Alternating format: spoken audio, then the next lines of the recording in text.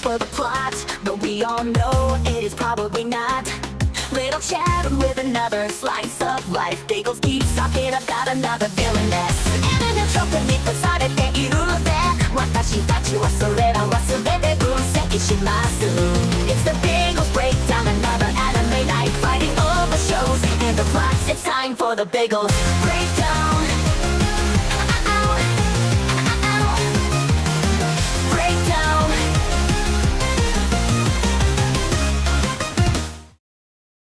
Wait, oh, okay, now it's working. Hello, everybody, and welcome to the Biggles Breakdown. This is episode 83. I got like 30 plus animes to yell about today, and we also got Combatants Will Be Dispatched, which is our ecchi anime of the week. And we have a special guest today. Do you know who that special guest is? He's that guy who is like the complete opposite with his likes on me or with me when it comes to anime. Except this season we have more in common, which is kind of weird. So say hello. Tell the people who you are. Hello, I'm Arceus Rules. Good to see everyone. I appreciate Biggles for having me on here. You guys could call me the controversial taker. You know, I usually disagree with most people anime opinions because I'm just that different. And yeah, that's me. I do anime short content on my channel, some live streams, and I watch seasonal anime like the rest of you guys. You poor bastard. All right, Crimson, go ahead and tell the people what's up. How are you doing today? I'm not sure how I'm doing. So it was a day, just framing the second story of a house and everything. Watched all of Combatants Will Be Dispatched after I got home from work because I was supposed to do that Wednesday night, but Vagabundo happened. So that's a thing, is I now hang out with that guy. And it was actually really fun. If you just being able to chill, talk anime and all that. So I got done with that. I'm still keeping up with a lot of the seasonal stuff, and I'm actually surprised that like there are certain ones this season that I'm very impressed with, and other ones that have just kind of been okay. A lot of the good stuff that I've been waiting for is yet to drop. So there's that. All right, and then our favorite undercover e-girl, Little Chad. How are you today? I'm doing great. I work a white collar job, so I have less to complain about than Crimson. So Poor bastard. so I just put jobs. the anime on in the background. I mean, to be fair, I did get to use a flamethrower on a house today. So Okay, that's pretty awesome. Nice. And by flamethrower, I mean a wood burner, because everything was frosted over and we had to glue down subflooring. And water and glue don't mix. The only thing they let me do is hit stuff with a sledgehammer. They say, go break that wall. Here, take this. And I go, yes. It's dangerous to go alone. Take this. So I run in there with a sledgehammer and start beating the shit out of walls. Because that is the only thing they let me do. Demos the like a lot of people will talk about like, oh yeah, demo's great, you just get to beat shit up. Like, no, if you're just doing remodeling and everything, you don't get to just beat the shit out of things. Well, a lot of times I get to take out walls because they're clearing the wall, so I get to. They don't let me do anything fun because I am accident prone. One time I was supposed to take out the tile with a jackhammer, and then I was completely covered in blood because all the tile would like fly up and cut me. I am so they don't let me do stuff other than break walls with sledgehammers. Don't ask, Crimson. 90% cleaning, 10% destruction. That is correct. That is correct. And honestly, I know how you feel about tile, because there have been times where we've had to take it up with a hammer drill. Mm-hmm. So basically there's like a spade bit that goes in it, and you're basically down like low, trying to get the spade bit up under the tile so it pops loose. It doesn't always like to come loose. If it's a good tile job, it fractures into a bunch of tiny pieces that then spit back at your face. Yep, it sucks. Yeah, but that's what happened. And they're like, what the fuck happened to you? It looks like a war zone in here. I'm just like, I'm fine. I'm completely bleeding everywhere. Like, whatever. All right, let's get into combatants will be dispatched. Now, I absolutely love this anime. It's one of my favorite just like put on and fucking watch because of how ridiculous it is. And it's from the writers of Konosuba. How did I disappoint them? Is it because I don't have boobs? I'm sorry. One day I'll get like a VTuber skin that has titties, okay? Just for you. It's just a VTuber model of Biggles, like dressed up as a Mets player with massive titties. I could do that. I could find a way. Please don't. Please do not curse the world with that, please. All right. So does this not give us? Hold on. Let me refresh this. Let's see if it gives us a description. There's no description on the show. So you have to go. Okay, first of all, you're in the rating of it. That's why there's no description of the show. how the fuck did I get there? Okay, I was going to be. Oh, this is the best. It's not a Monday without Crimson having to explain something obvious to Biggles. If we're a girl, There you go. Now you have an overview of the show. Congratulations, Biggles! You did it!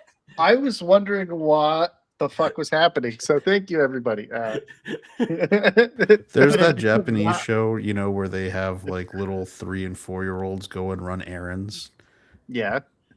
I mean, they do that in real life too. That's the show for you, Biggles. If it took that long for you Lord. to find the description, imagine how long it would take for him to make a VTuber model.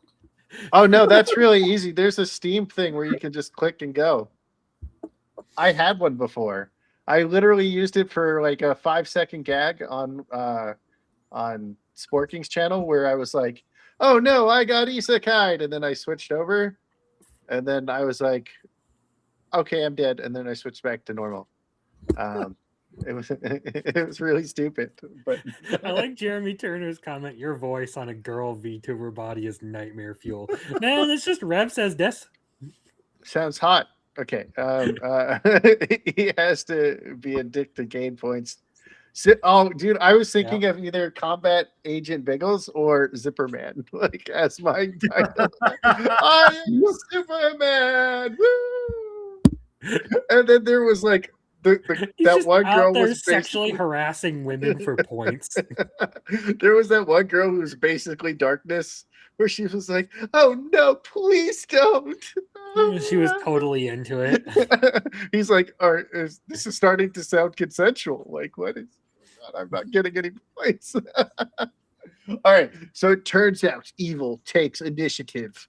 With world domination close at hand, the Kisaragi Corporation turns its sights on interstellar conquest, and who better to take over a magical world than 2 randomly assigned minion combatant agent 6 and his android partner Alice. But 6 paths up, path up. The evil corporation ladder won't be easy. Demon Lord's army is hatching its own nefarious plans.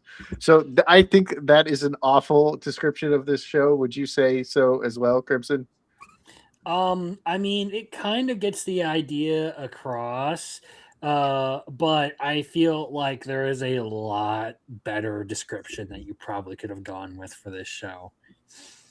Man, And personally, I would have gone with it's Konosuba in space.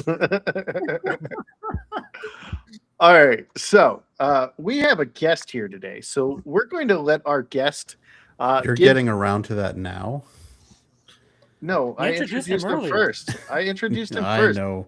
I was trying just- to be nice. Okay, we're letting him have the first takes on the show. All right. Could be worse. We could have to strong arm him into out of the third sister. Yeah. Okay. There is definitely a third sister in this one. I just don't know. I hope as part of preparation for he's aware and maybe has seen that clip of Biggles being like having to be handheld by Crimson into the Apothecary Diaries reveal. Well, I don't think RCS really knows what's going on with that one because he hasn't watched the series. But basically, to explain, there was a character in there who was very obviously playing a specific role in the plot, and it was like they made it pretty in your face at a certain point, and we were discussing it one night, and Biggles just didn't seem to get it. Like we were like sitting there right in front of his face. He's like, "Yeah, I don't know who she is." I'm just like, After like five "Excuse times, me?" after like 5 times of them telling me, I just kept saying I didn't understand. So I think it got to like 10 times, and they're like, "Are you serious?" So after I got it, after the 5th turn, We literally I had him just- go on Mal, go to the character, and then click the spoiler. You're not around me much to have those moments because I feel that, Biggles. I do that sometimes too. People tell me the obvious answer, and I'm like, "What is the answer? This is the answer." I'm telling you right here. Okay, so you can go first because I know you didn't watch this recently, but you have watched it. So go ahead and tell us your opinion on it. Yeah, I watched it back when it was airing in like spring of 2021. So it's been a really long time. I just remember enjoying the comedy. Just like Crimson said, this is just Konosuba in space. The fan service comedy of it is just hilarious. From what I remember, I just remember I think it was like the red hair girl, and he like looked up her skirt or something. She's like, "You have to marry me now."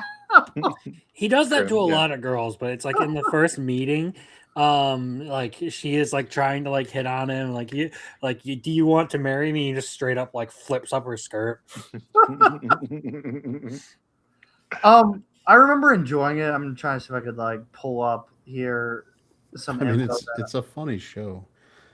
It's a great, definitely a Yeah. great comedy fantasy isekai. I mean, it's by the Konosuba author. What do you expect? I mean, he made another Is it- one called the wrestling one. It was like the dude like got isekai and he was like a wrestler and he like basically raised animals or he like opened up a shelter. It's also by the Konosuba author.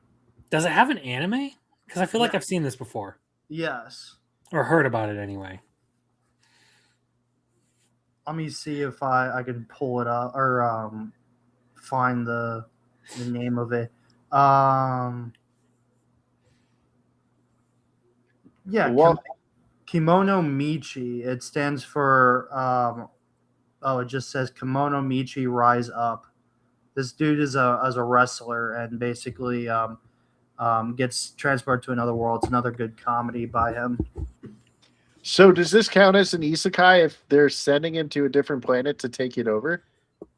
Because technically Well- he's in the same world. I would say yes, because here's why.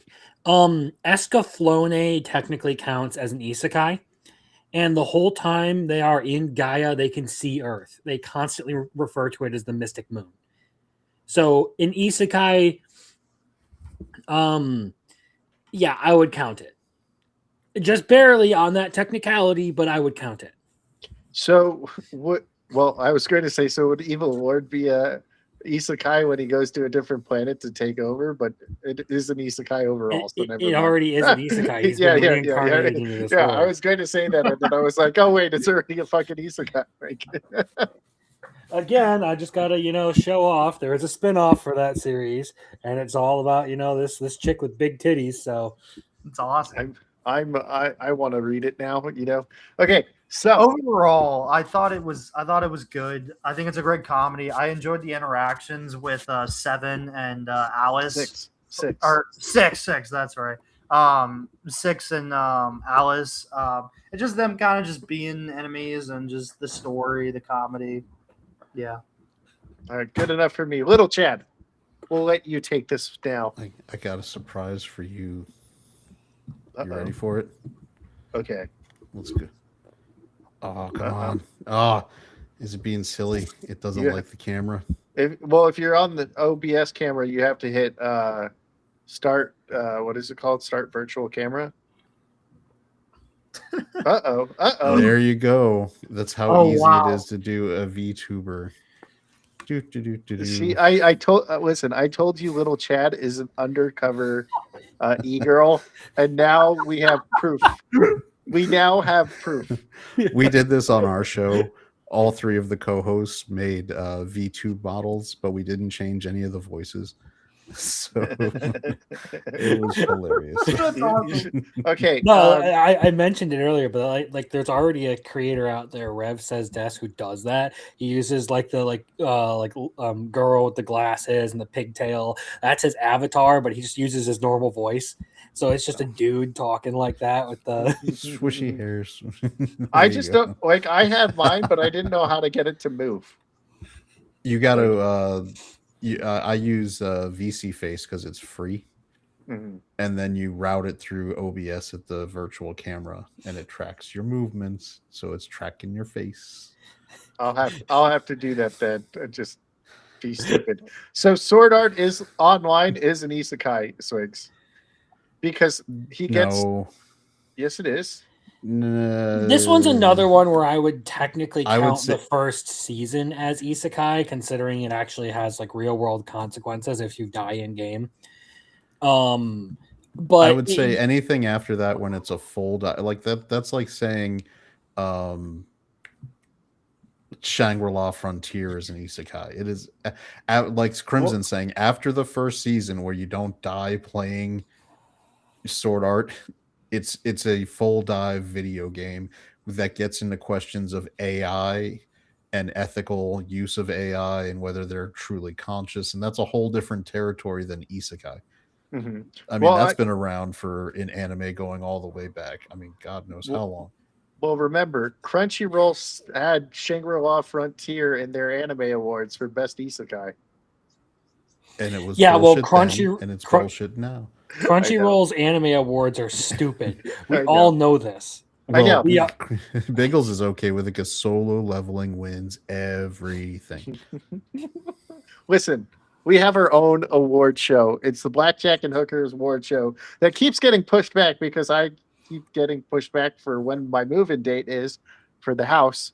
So I will probably do like some videos next week to say which ones are our categories, and then we will throw the links in the chat for people to vote, and then I will send it specifically to people and just be like, hey, can you vote for these? And then if unfortunately you have to have at least a Google account, so if you want to create one to vote, do it. I'm only giving it to like 20 people. Do it. So do it. so we don't have these fucking Do it, retards do it, being do it, like do it, do it. solo leveling is the best anime ever, you know. Mhm. Sure, it looks cool, but it's not that great. Like, But does it? all right, so I have to work on my VTuber overreaction gestures, like tilting the head very extremely. Does it?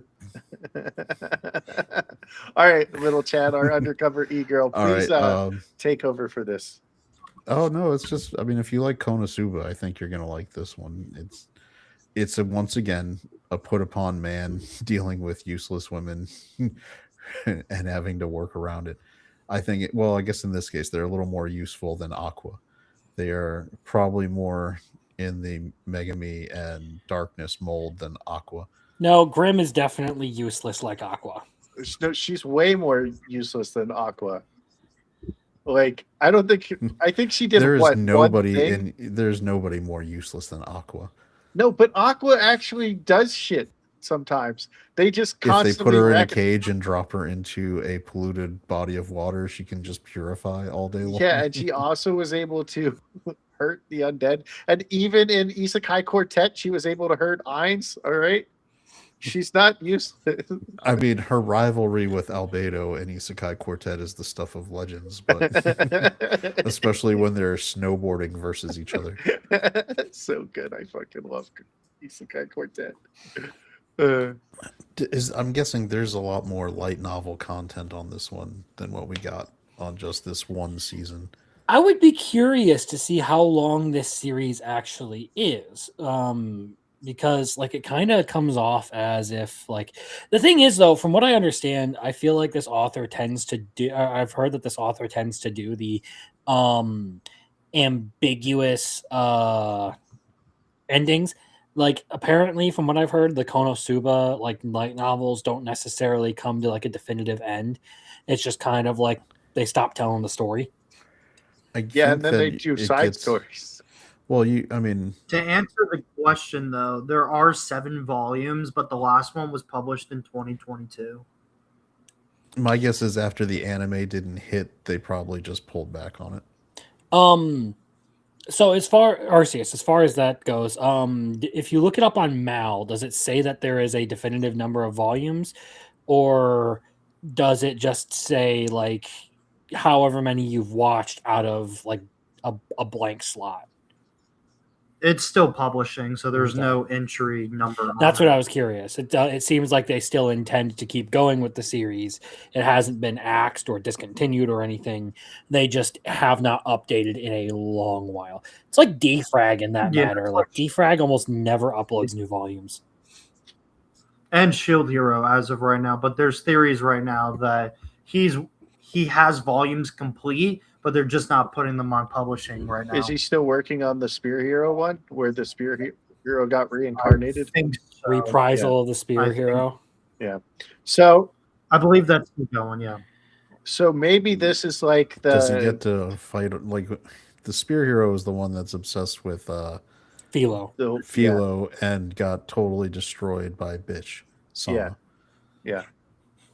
Yeah, As exactly. long as Bitch Sama is the one he gets to like continually torment in the other reincarnation, I guess In that'd be the okay. in the reprisal of the shield, the Spear Hero, I believe the whole thing is he basically makes it his life goal to collect as many Philolials as possible. I don't blame him. So he's literally out there just collecting Philos. He got 3 by the end of season 4. So is this like the Game of Thrones of anime now? It's going to take like 10 years till the next volume. What for Shield Hero? No, for this that one. that's for this that's Vagabond. Yeah, that's Vagabond. Absolutely Vagabond. Yeah. Well, on the other hand, I'm going to say that Game of Thrones will become the berserk of novels because George R. R. Martin's fat ass is going to definitely pass away before he finishes that shit. I guarantee you he has it finished. He just doesn't want to publish it because the last season is what he had in mind. I know. But it's all right.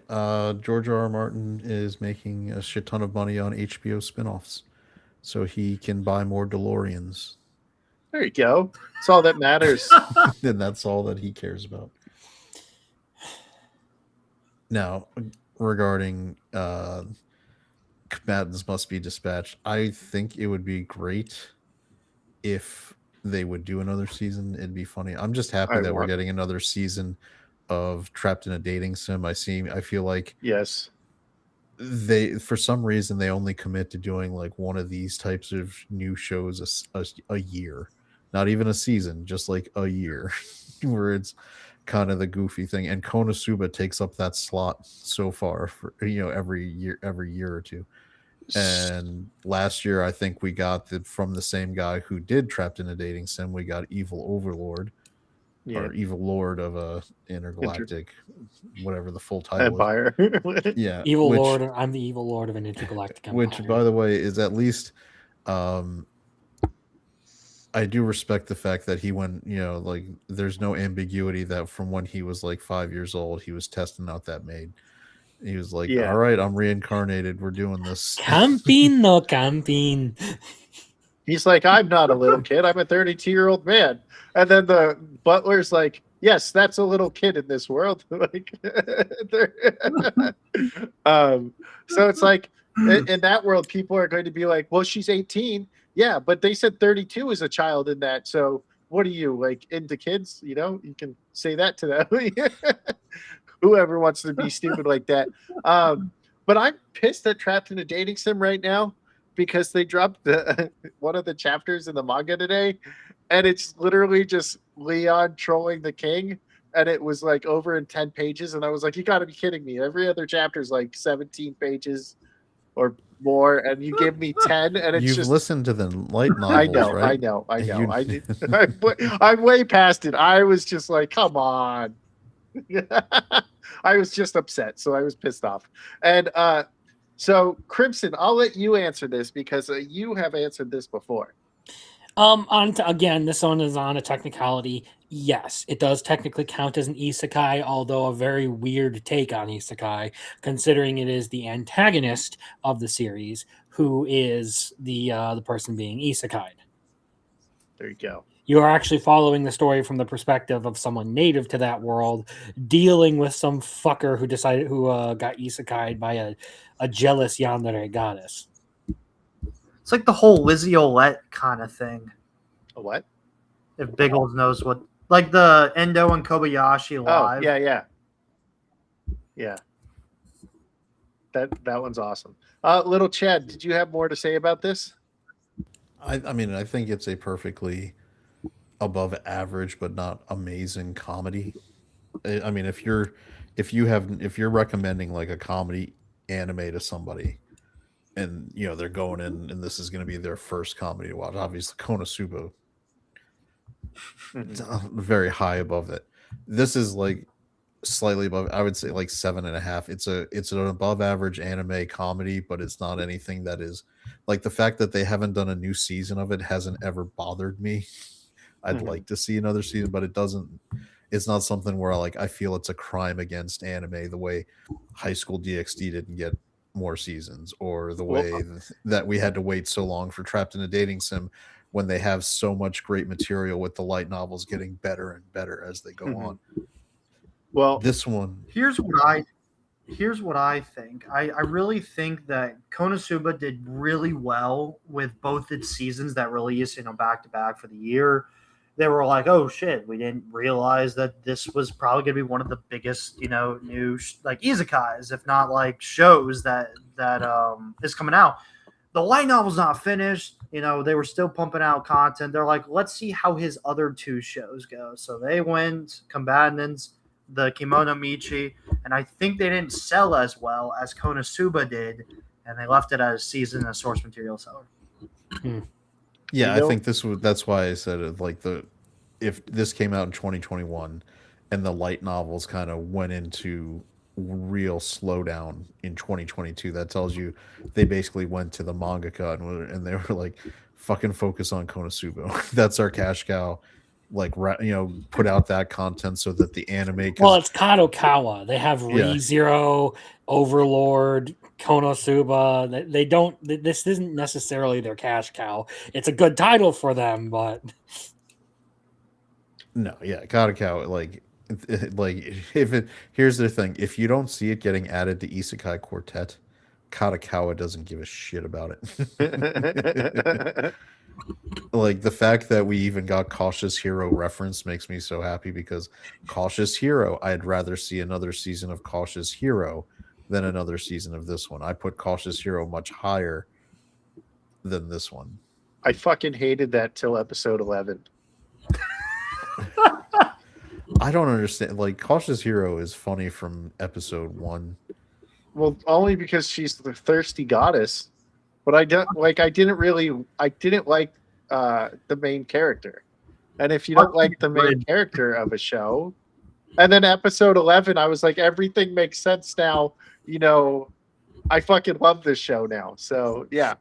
But as opposed to playing a death game, which Biggles is like, I'm out after 15 minutes of an amazing hour-long first episode. Yeah, I was done. I was like, I'm out. Which one's that? The maid one where they kill everybody? Oh, Akiba Maid Wars? No, the one that's this season. Playing death games to put food on the table. Oh, we'll talk about that soon. Yeah, no, there's going to be some fighting about that one. Am I the only one who thought it was great? Apparently, I no, you are not. Arceus likes it. Loved it. I haven't watched it. And thank you, Arceus. I feel like we so far have had some good takes together. Yeah, I'm not going to fight about it at all, because I don't give a shit about death games. I was only watching it because it was maids, and then they had Brianna Knickerbocker in it, and they fucking killed her. So I don't give a fuck. I'm not going to watch it anymore. I hate the genre. Oh, somebody The- mentioned Dungeon of the Black Company. I found that one to be a better comedy actually than this one too. I would put Dungeon of Black Company ahead because that one again is, I think, had even to me better world building, a more interesting protagonist, and kept my attention more. But the fact that it never got an additional season, I'm okay with, because I see it didn't quite hit the mainstream the way other I would ones did. say I actually like Combatants Will Be Dispatched more than Dungeon Black Company, but that's because I am a pretty big fan of Konosuba. I really love the series. So, like, the author's style of writing and the way he does things really does show through in this series. So, it's probably why I like it more. And now I have seen all of both. So, Now you got to do the third one. we will see. But Biggles, before we get more into it, the whole maid thing in episode 1 was the genre of the game. They had them in outfits. I'm assuming in episode 2, or at least this is my guess, I don't think they'll be in maid outfits from the new visual that they put out. I'm assuming because there'll be 11 episodes, there'll be 5 more games. There'll be part 1, part 2, episode 2, 3, 4, 5, That'll be 5 more games left, divided between 2 episodes. Sure, they'll have different costumes that they're wearing from what the new visual gave us. Yeah, doesn't matter. I don't give a shit. I was only checking out because it was maids playing death games, and then it had Brianna in it, and then they killed her off, and I don't care anymore. So, Crimson, you want to? I mean, you've been basically saying what you think about it throughout everybody else's, but was there anything in particular you wanted to say? I think it's pretty relevant to say that I started watching this back when it first aired in 2021 because I was a fan of Konosuba. And that's kind of why I was interested in watching it. I was like, oh, this is kind of something like different from the creator of a series that I really like. I'll check it out. I don't know if it was just because I was kind of in the middle of like being like burnt out on anime, or if I was really busy with like college stuff because I was still in college at that time. But I didn't complete it. I kind of set it aside and forgot about it. By the end of it, by the end of my stint with it the first time around, I was like, this feels a little bit too much like Konosuba, and I don't really feel like watching it. All right. But going through it a second time here, I actually really, really liked it. I enjoyed it a whole lot more than I did the first time. So maybe that's just I'm in a different frame of mind watching it. I enjoyed a lot of like the nods to Konosuba with the Mobile Fortress Destroyer, with the explosion jokes, with like the actual reference to Konosuba, the series in this, and a whole lot more. It like generally it does a really good job of like conveying the author's style of making like these really like fun scumbag main characters who like you kind of like don't necessarily respect them, but you kind of like them because they aren't horrible people. Like they still have some odd sense of morals, like Kazuma and Six. They both have like really interesting moral compasses. It makes it really funny. And then watching the dub for this one, I actually do really enjoy the dub because you have the lolly android is played by who does Bulma? I think it's Monica Real. Monica Real. And like a couple of the other characters in there sound familiar. So like I thought it was pretty good. It's just overall like one season, you've pretty much got your fill of this. So like whether or not it gets a season 2, I'm not particularly concerned. I would probably enjoy it because I like Agent 6. But I won't get my hopes up. I think I would probably give this an 8, whereas like Konosuba is like a high 9 for me. But it definitely is something where it is very geared towards people who are already a fan of the author's previous works. Like if you're a fan of Konosuba, you'll want to watch this, at least give it a try. If not, it's not necessarily a requirement because it's a good comedy, but it can be a little niche. I feel like that's the best way I can say it. Very fan service heavy, a lot of just perverted antics. So if you're someone who thinks way too seriously about fiction, and you don't like the main character harassing every woman on screen because that's literally what he has to do to get his equipment, you're probably not going to enjoy this. Poor dude. All right. So What do you mean? He has the perfect excuse to be an absolute scumbag in public. Like, I need to do this so that I can get my hands on some better equipment. Like, I don't. Poor dude, my ass. So, let me tell you something that you might not believe. I watched this way before Konosuba. So That checks out because you're weird. So yeah, the it checks out because of what Jeremy said. Swigs. Oh yeah. So I didn't even. I was like, man, this looks dumb. And then Isekai Quartet was so funny that I was like, okay, now I need to understand the references. And I was like, okay, this is funny as fuck. So when I first watched this, I didn't get any of the Konosuba reference, other than like, and they were like, instead of Konosuba, they call it Konosoba or something like that. And Konosawa, yeah. So I was like, oh, okay.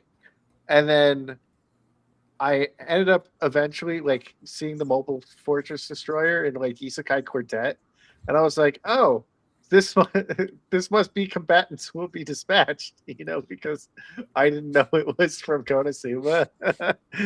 And so Kids think it's really cool. Yeah. And it was just freaking great. I love this. No one's fucking talked about the cat man, because I know we talked about it backstage. But Russell is like, joke's on you, I'm a boy. And he's like, I prefer it that way, meow. He's like sitting there like, I'm gonna put you in a little skirt, boy. And then like the just like at the end of the series, he's sitting there in the fountain with the maid uniform on. Like if one of the dub actors like for that was like, you got a pretty mouth, boy. Like if he would have said that, I would have laughed so fucking hard. But when I first watched this, I was like, this is fucking hilarious. And Snow being basically this big titty girl who's obsessed with money, like the scene where everything's falling around or falling down around them in the ruins, she's just like grabbing all the like super rare stuff, and she's like, oh, this is going to make me a fortune, and she's just like running around grabbing it, and you see her like this, and I'm just laughing my ass. Like, I thought this was so funny. I've probably watched this like 4 times, and now that I've like watched Konosuba like multiple times, I'm like, Konosuba joke, Konosuba joke, Konosuba joke. So it makes it even better. So like this is like a middle 8 for me, and I go back to it all the time because it's so fucking stupid and so fucking funny at the same time. And 6 is great. I fucking love 6. There's this one scene with like Alice where she's like, I don't even have reproduction things, so go away. She's like, you think I'm into little girls? Like, get out of here. And it's so great. I fucking love this show. So let's What is this? It's silicone. I wonder if eating this will make your boobs bigger.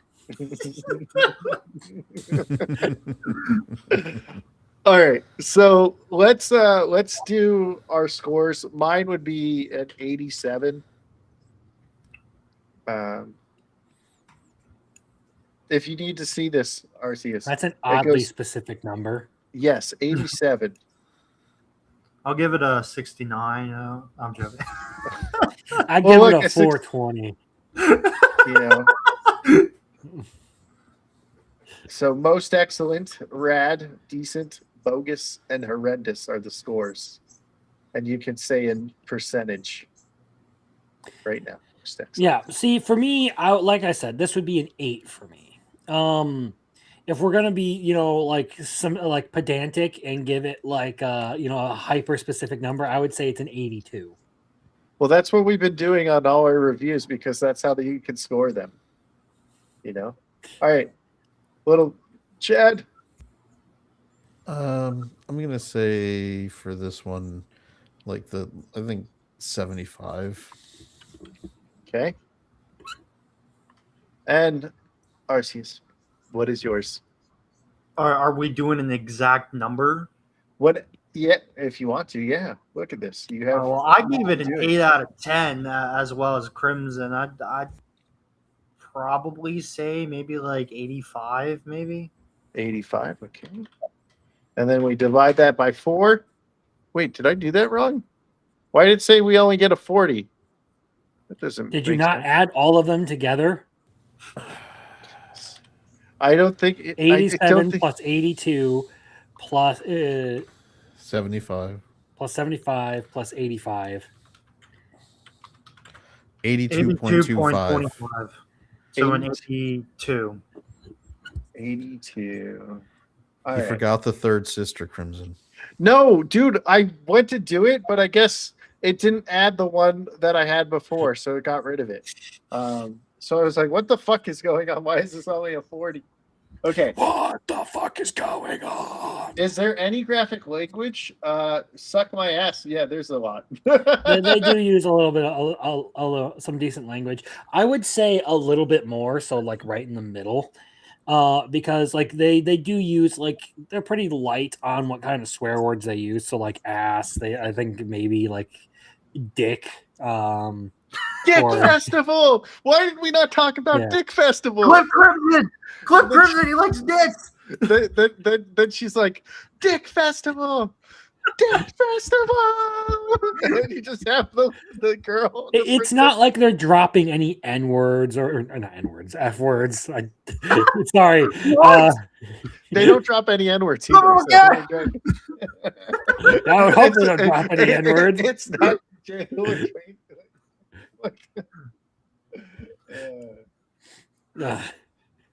No, it's not like you're getting something like, may I kindly smash your fucking teeth in? Okay, not a lot of swearing, but basic bitch words. He is working Ba- his kind of Basic math. bitch swear words. Perfect. All right, how much violence? Would you say there's a lot of violence?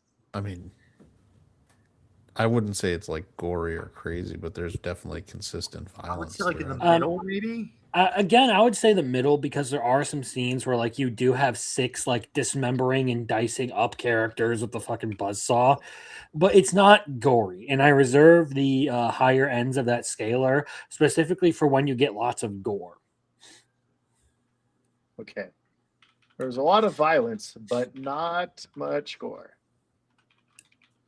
So, a lot is too high of a score. Too high of a rating. Okay, let's see. Is there any nudity or sexual content? None. Another one where we say the middle. They have 6's blurred penis in one of the scenes after being changed after shitting himself because he's in bed for 3 days. Biggles Biggles has been frozen for a bit. Now I'm he's moving. frozen. I feel like there was a lot of issues So- as far as the stream goes, at least on the studio end. But I didn't know if that was just my internet or if that was you're good now, Biggles. It was just like for some reason there were some quality problems on your end. All right, so you guys didn't hear me say they have. We heard you. You Oh. just were frozen on screen, like you weren't Oh, moving. okay, You were still talking. It was like Little Chad's VTuber model, but it was broken. Yeah, I Yeah. missed the VTuber model already. I smashed my finger with a hammer today. I don't Just know. hit the You're bruise. asking about nudity. I don't know. I feel like I'd also go in the half point. I don't know. For this one, I would go a little bit beyond half because they do have a lot of like they do emphasize a lot of sexual content. Like there's a lot of bust shots, there's a lot of panty shots. 6 Teabagging. that one they don't really show anything, so like it's whatever. They kind of just imply it. But like there is a lot of times where 6 is, you know, groping chicks and like stealing their panties and yeah. So I would say a little bit more than just the middle. Maybe not a lot, but it definitely does have fan service elements. Like it is pretty heavy on that. Does that say what about political bias?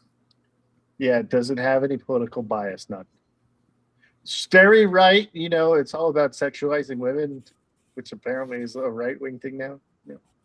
None. So yeah, very right wing is Matt Walsh made a documentary. Very left wing is make it lame and or make it put a chick in it and make it gay and lame. Very right wing is Frieren because demons, you know, Goblin Slayer because of goblins, you know. No. I almost never use that one because I watch anime and I can't really say that anime has a political bias. Unless you're that one guy that Talk to my IRL friend, dude, about that. That one retard that Crimson made a video on where he's like, this One Piece is like all about light novel historian, yes. Yeah, whatever. My favorite internet jackass right now. 100% family friendly, right? If your family can't watch this, are they really your family?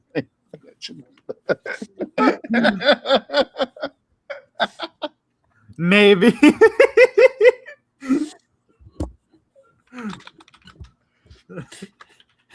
%. Yeah, it would just just like this dude out here, swearing, talking about groping chicks, and like just have your mom and any other female members just leave the room, and it's family friendly.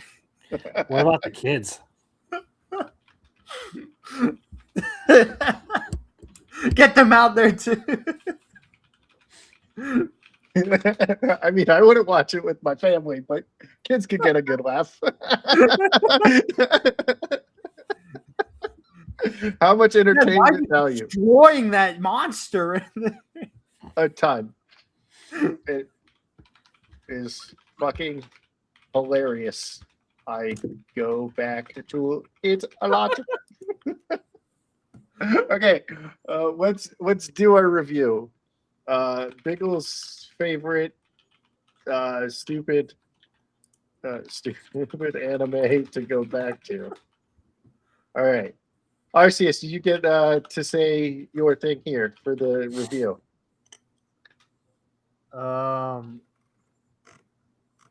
Go to someone else. I'll think about it. How dare you, Crimson? Definitely caters to Konosuba fans, but still a solid watch. Can you use words I know how to spell?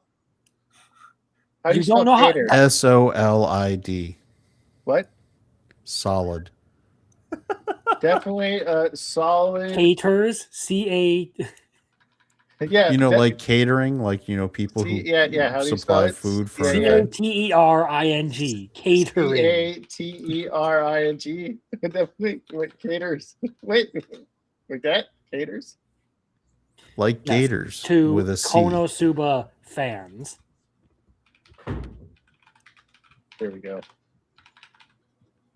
All right. But still a solid watch is what I would say. Okay.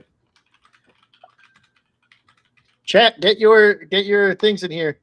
I didn't even realize. Yeah, chat, get your dicks out. Biggles wants to see them. I didn't even realize this was muffler tape talking shit. I think I don't know. Is it talking shit? Whenever YouTube decided to go over to using the @ tags like that, a lot of people's names changed because they had different ones than what they actually had set as their display. I don't know why YouTube did that. Because they're assholes. Yeah, well, I mean, yeah, YouTube is a bunches of assholes, but you can just put mine and I'll steal Crimson's. Konosuba in space. All right, that's fine. Little Chad. Above average comedy anime. What? I saw that. That sounds like such a Borderlands 2 line, just like Dick Festival. Okay, that should be the start of our thing. All right, Swigs, what is yours? I know you fucking talk about this all the time. Marcel, what is yours? Guys, I need your chat Jeremy Turner, what is yours? Chat. Do we have to? You have to help, chat. Come on, Chat, You can chat, do we this, need you. We Chat. need you, chat. Chat. Chat. Come on, chat. I believe in you, chat. Come on. We need you, chat. Muffler tape. You know, like the shot song. Chat. I prefer. I'll just start making stuff up. I prefer. Wait. What the fuck? How do I spell this word? Okay, there we go. Prefer, not prefer. Okay. Preferred Dick Festival. Okay. Fan service and absurd. I mean, until Muffler Tape adds one, that's what his is going to be. Yeah.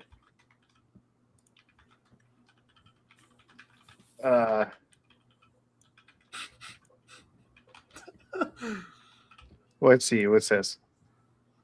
I didn't know you were watching this, and I never watched it, man. Sorry, dude. All right, fine. That's what he wants you to write down in the review. Hasn't watched. Dick Festival. No. What you need to say is, I prefer my vampire erotica over this.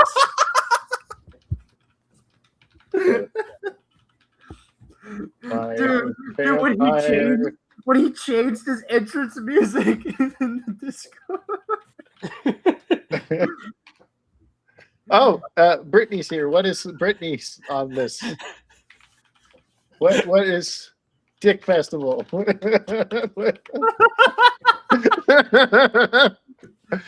Swix. Do I have to text do I have to text Swix to get it back here? Swigs, we need your review. Get back here. Not everyone can have fun. Shaking my head. Wait, you're not the princess in this anime? You don't yell Dick Festival twice? Dick Festival! Like, fucking hilarious. We've wasted an hour just we have spent an hour dicking around. Marcel, Yeah, where's Marcel? Is Marcel still here? I yelled at Swigs to get back here. Did Swigs put anything on here? Let's see if I can find something. Marcel said, Biggles said, sweet. That means he agreed with me a little bit. Let's see. Teabagging the Bald King is what I could put for this. Hold on. Is he here yet? Is he back? To be fair, Brittany just broke up the Dick Festival. Well, then she brings. Then there's no water for us, and we're all going to die. The Sand King is going to win. Let's see. I'll just put shit here if you guys don't get here. Dun dun dun dun dun dun dun. dun. I'm trying to look through the chat. Muffler Tape that does Steiner's math. Yeah, I know, but he was making fun of me. Okay, so Brittany gets Dick Festival. Swigs.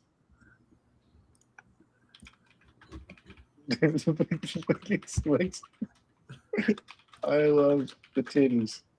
I don't know. Marcel would like that, right? As a review, I love the titties. Yeah, that's probably him. Where the fuck is? No, Muffler Tip, you got to put. Would rather watch Dark Moon than this. No, that's why. No, just stick with the vampire erotica stuff. Oh, I see. Yeah, I prefer. that's why I put it in there. He would rather watch his vampire erotica than this. All right, let's do a review. This show is basically Konosuba, except 6 is not Kazuma. Wait, Kazuma. Kazuma. Kuzama. Kazuma. It's not Kazuma. K-A. It's K-A, not K-U. Cosmo. Fucking dude. I'm fucked. Dyslexia and brain damage. Jeez. Has How does Mazza all the read worse fun. than you? How does Mazza read worse than you? Swigs, give us your review for this. Otherwise, you get I am gay.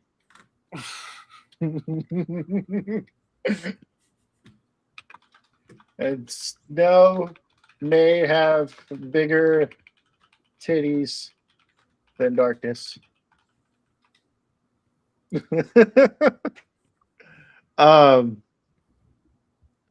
Yeah, but we need your little opinion here. What you think about it? Keep trolling RC. I'll remember the next time you glaze a harem full of crap. Yeah, whatever. I already am this season. Don't you dare say that harem full of crap is Chain Soldier, because I won't. I'll throw you out. You can glaze that. That's not a harem full of crap. That's awesomeness. Okay. You're saying that to the guy who's watched it like 5 times already. The first episode, or that new episode, you've watched it 5 times already, or just the series? Chain Okay. Soldier? I'm confused. Swigs, what do you want me to put? What's your opinion on this show? I am big time gay, says Swigs. What?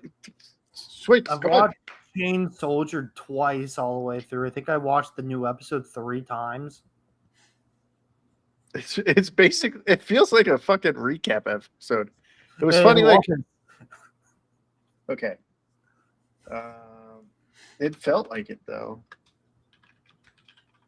Like it reintroduced you to all the characters in one episode, and like they all got to like show off their skills a little bit. It kind of felt like, yeah, it kind of felt like a recap to me. Just Well, because, if you already know my opinion on Dark Moon, dude, all the dudes in that fucking act like bitches. It's so bad. Like fucking. we've talked about this several times about Forte, in my opinion. Oh, dude, it was fucking dog shit. Okay, I'm just going to publish this. Okay. That's a good review for Marcel, man. How to improve cars. Give everybody a big fucking gun. Okay, hold on. We can still edit this, I think. Because we just put I love the titties, okay, for Marcel. How to improve Konosuba. Give everyone give everyone big fucking guns. Big. Okay. Update. All right. Chain Soldier did a good enough job for someone who wants to jump straight in without watching season 1. Yeah, good. Yeah. All right. Now, for the moment you've all been waiting for, the fucking list of all the fucking anime I'm watching. All right. Let me just say, I can't find these anywhere. I still haven't watched Medalist because it's on Hulu and I don't have Hulu. Drop. Survived another episode. Probably dropping. I can't tell what you're dropping. Is he lagging for you guys too? Yes. You guys can't see. Yeah, it's Now like I- all froze up. You're not lagging moving. hardcore. Am I? Mm-hmm. Close the tab out and then try it again. Are you like running? Are you running downloading another yeah. 10 petabytes of furry porn No. again? My internet says I'm at like a fucking gig. Hold on, let me try again. There, yeah. Are you running internet speed tests while you're streaming? I just did it, yeah, and it said I was at a gig.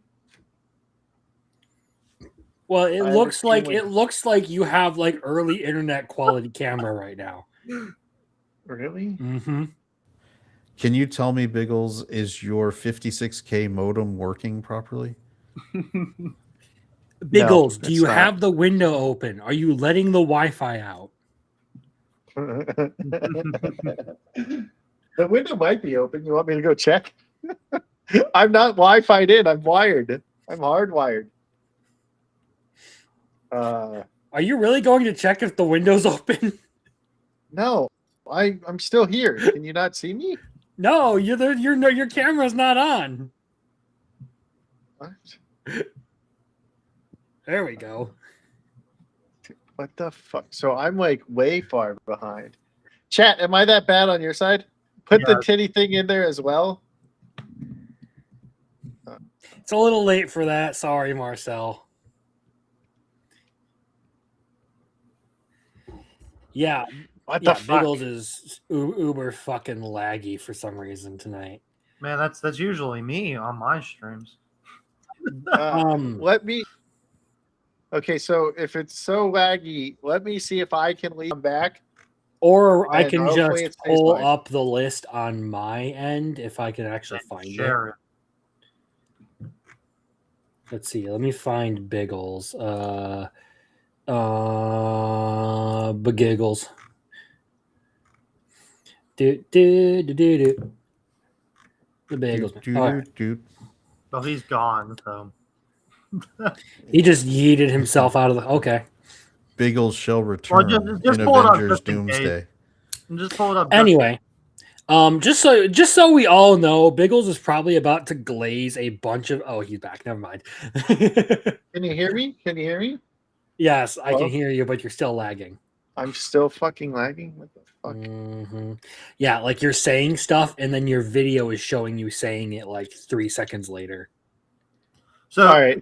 They can pull it up. Are you running a VPN right now? No. Okay, I was about to say that's sometimes streaming. See, let's see like here. VPNs. Does this work?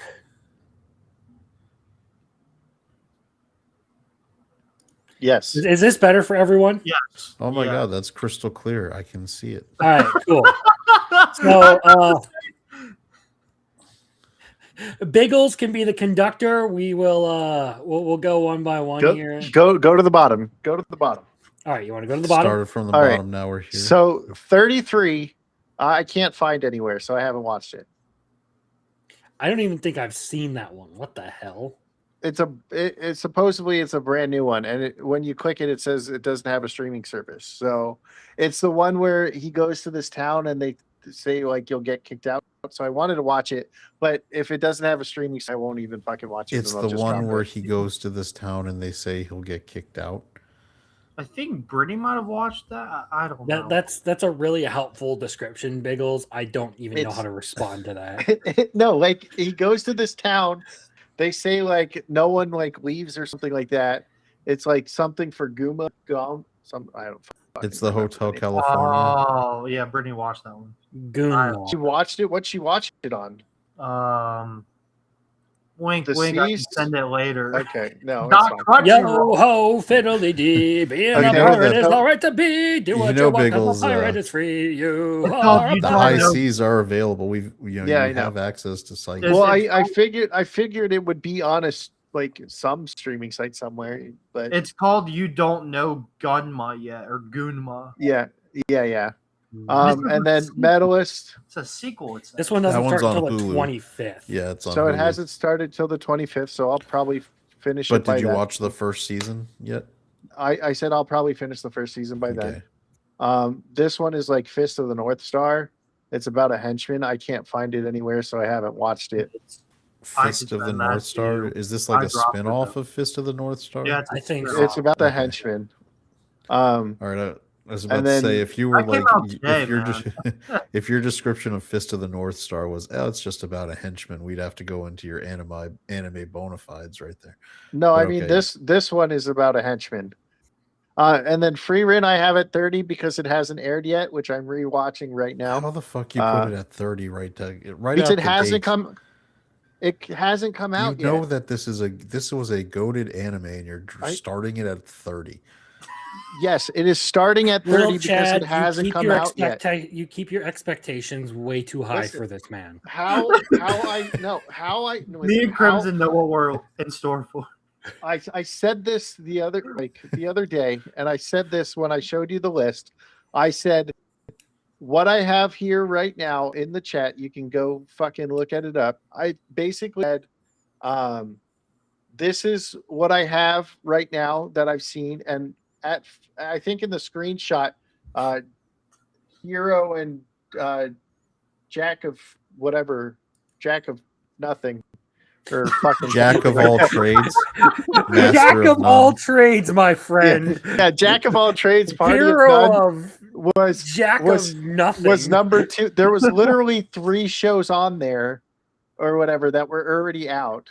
And so I said all the ones that are out now, and then this is what will be there. Or Tojima was 3 because that was the only one out that was There's airing. nothing to rank, so that's why they're low. I understand. And then No, Biggles. The problem isn't that I don't understand what your ranking methodology was.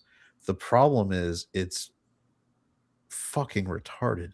Well, once Frieren airs on Friday, Frieren would go to 1. Dad's angry with you right now. Dad listen, is angry with you, Biggles. Listen, this is how I was keeping track of how many fucking anime I've watched. Biggles, so far. I'm not mad at you. I'm disappointed. The reason why Frieren is at 30 is because I watched these 29 fucking animes before it. Dude, I just can't wait for Frieren this. is 30. I can't wait for the story for when you watched that like gay noble vacation one. Crimson literally sent the chat in his server when you were posting it. What? When you said, "Oh my gosh, it's gay," I was like, "Yeah, I could have told you that," and you freaked out at me, like, "Why didn't you tell me?" You fucking piece of shit.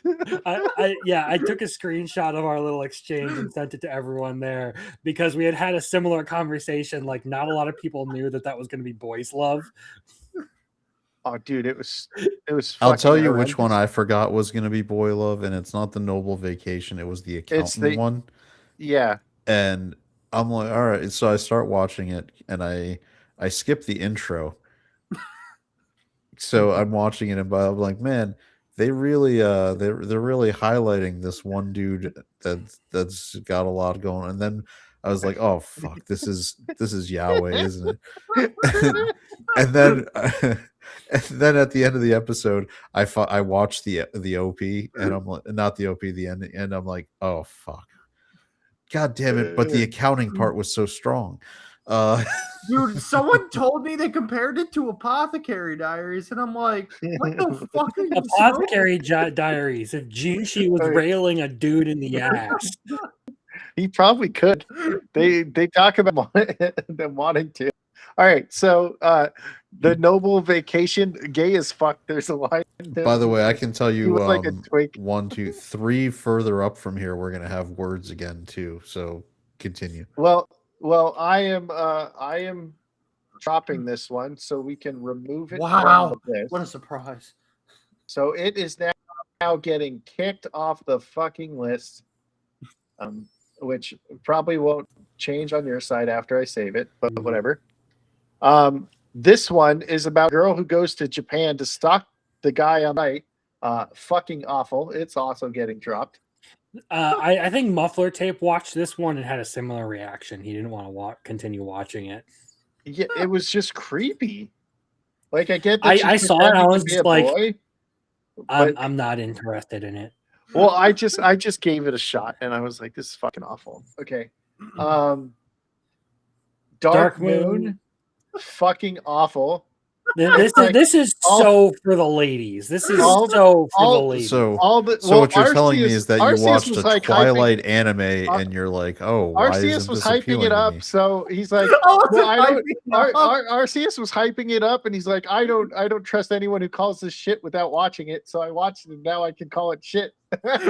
No. So here's the story on this: is I only watched this because I knew Muffler Tape was going to continue to harass me over not watching it because I didn't want to watch this. I took one look at it. I'm like, this is definitely like a woman's like romantic kind of thing. This is this year. It's was it last anime season where we had the anime where the girl went into the other world and she had all the little like Twinkie wizard boys and the cats, and she brought her cat with her. Was that last season of the season or What two the seasons? fuck did I just hear?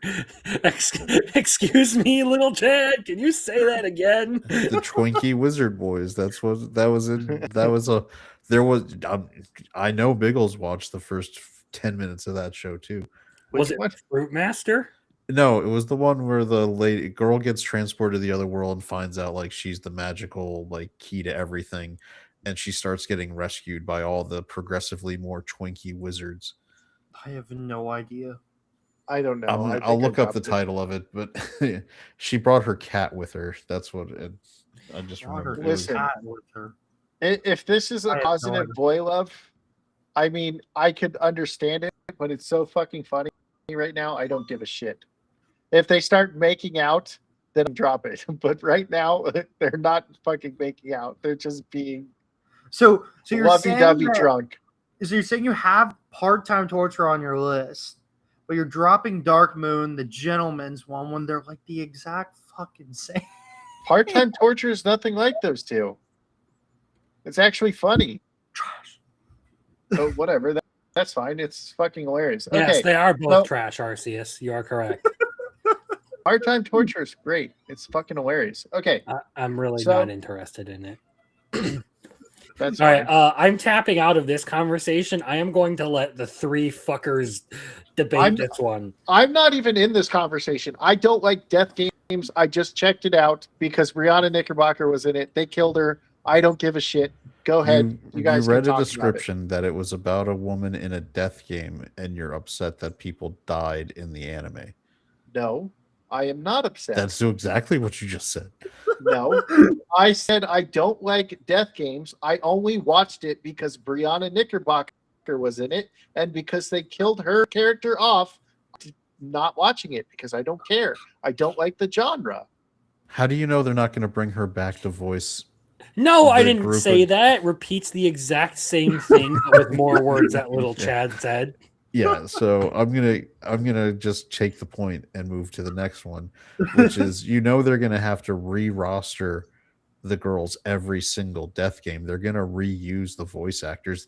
I have a sneaking suspicion they may even reuse the same girls because they made a point about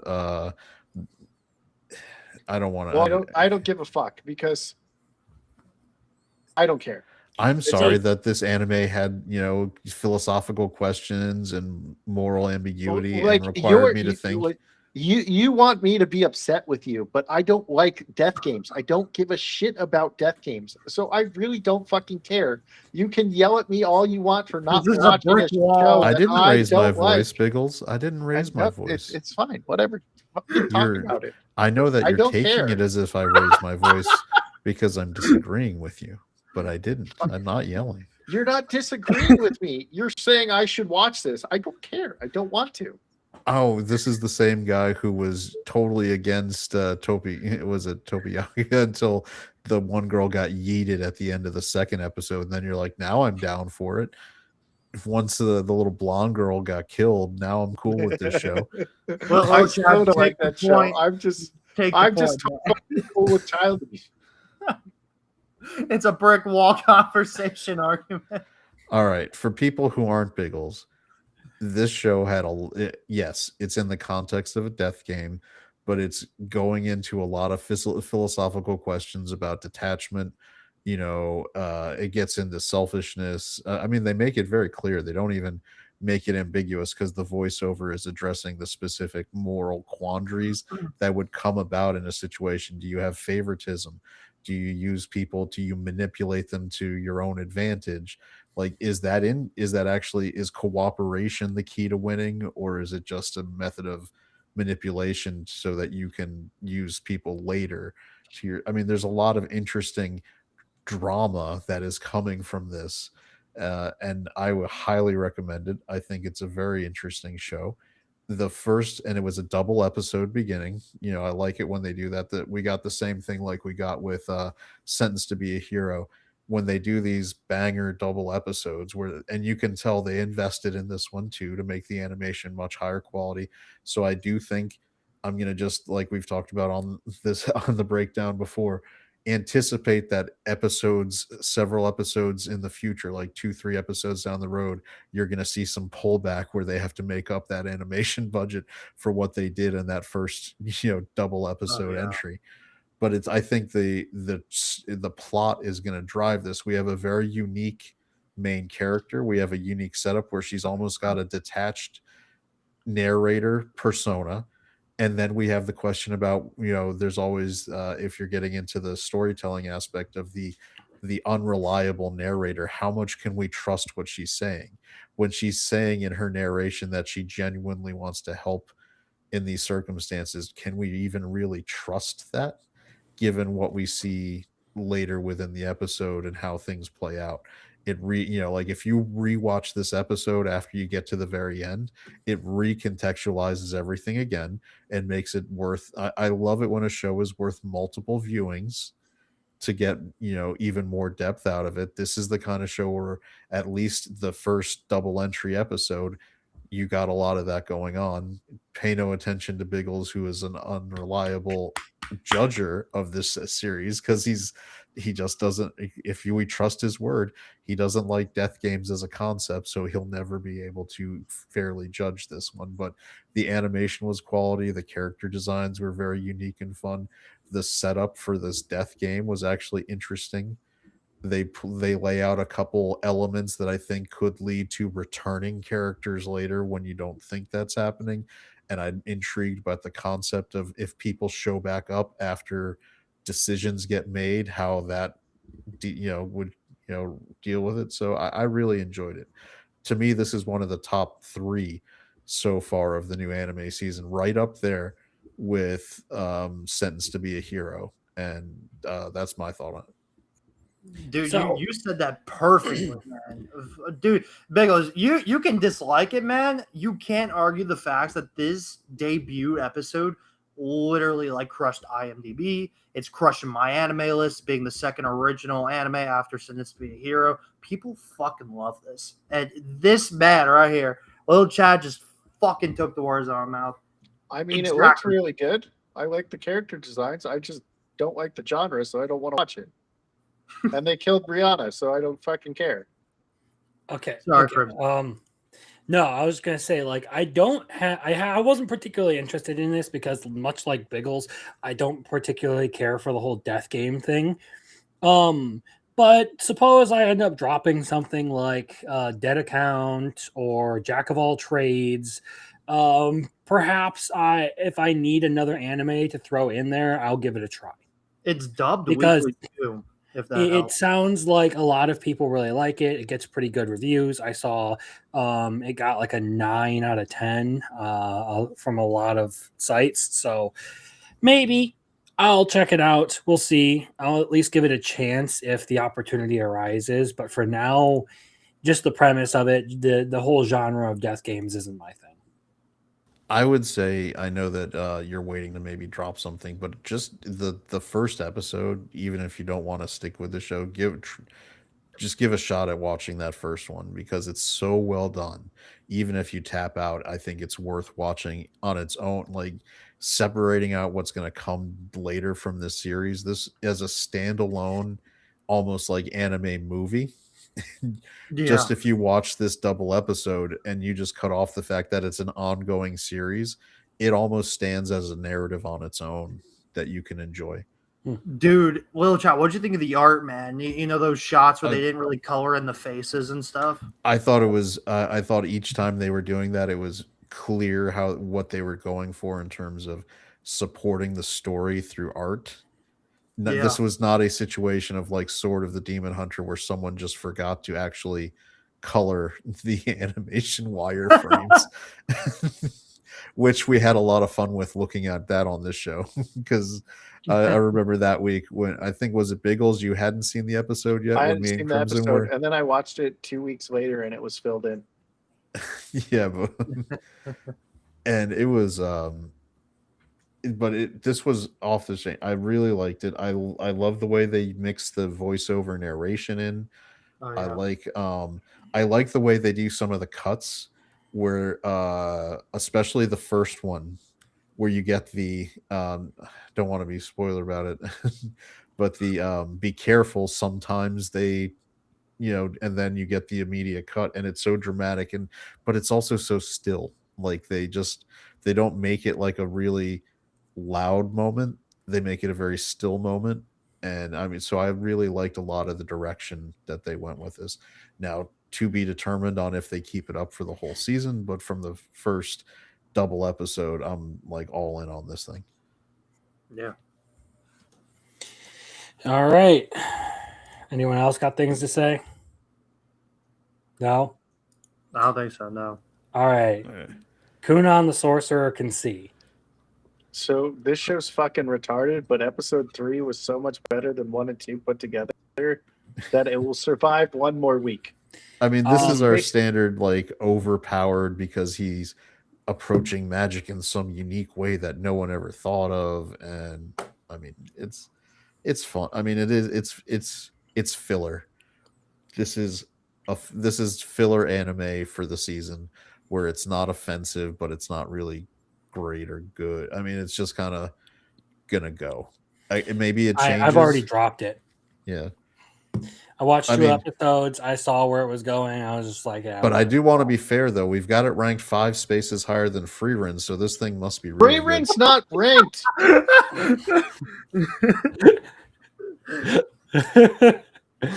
When it comes to Kunan, I didn't particularly find anything about it like stand out. As far as quality goes, it is very par at best from everything that I've seen. I didn't find any of the characters particularly striking. Its storytelling wasn't very impressive.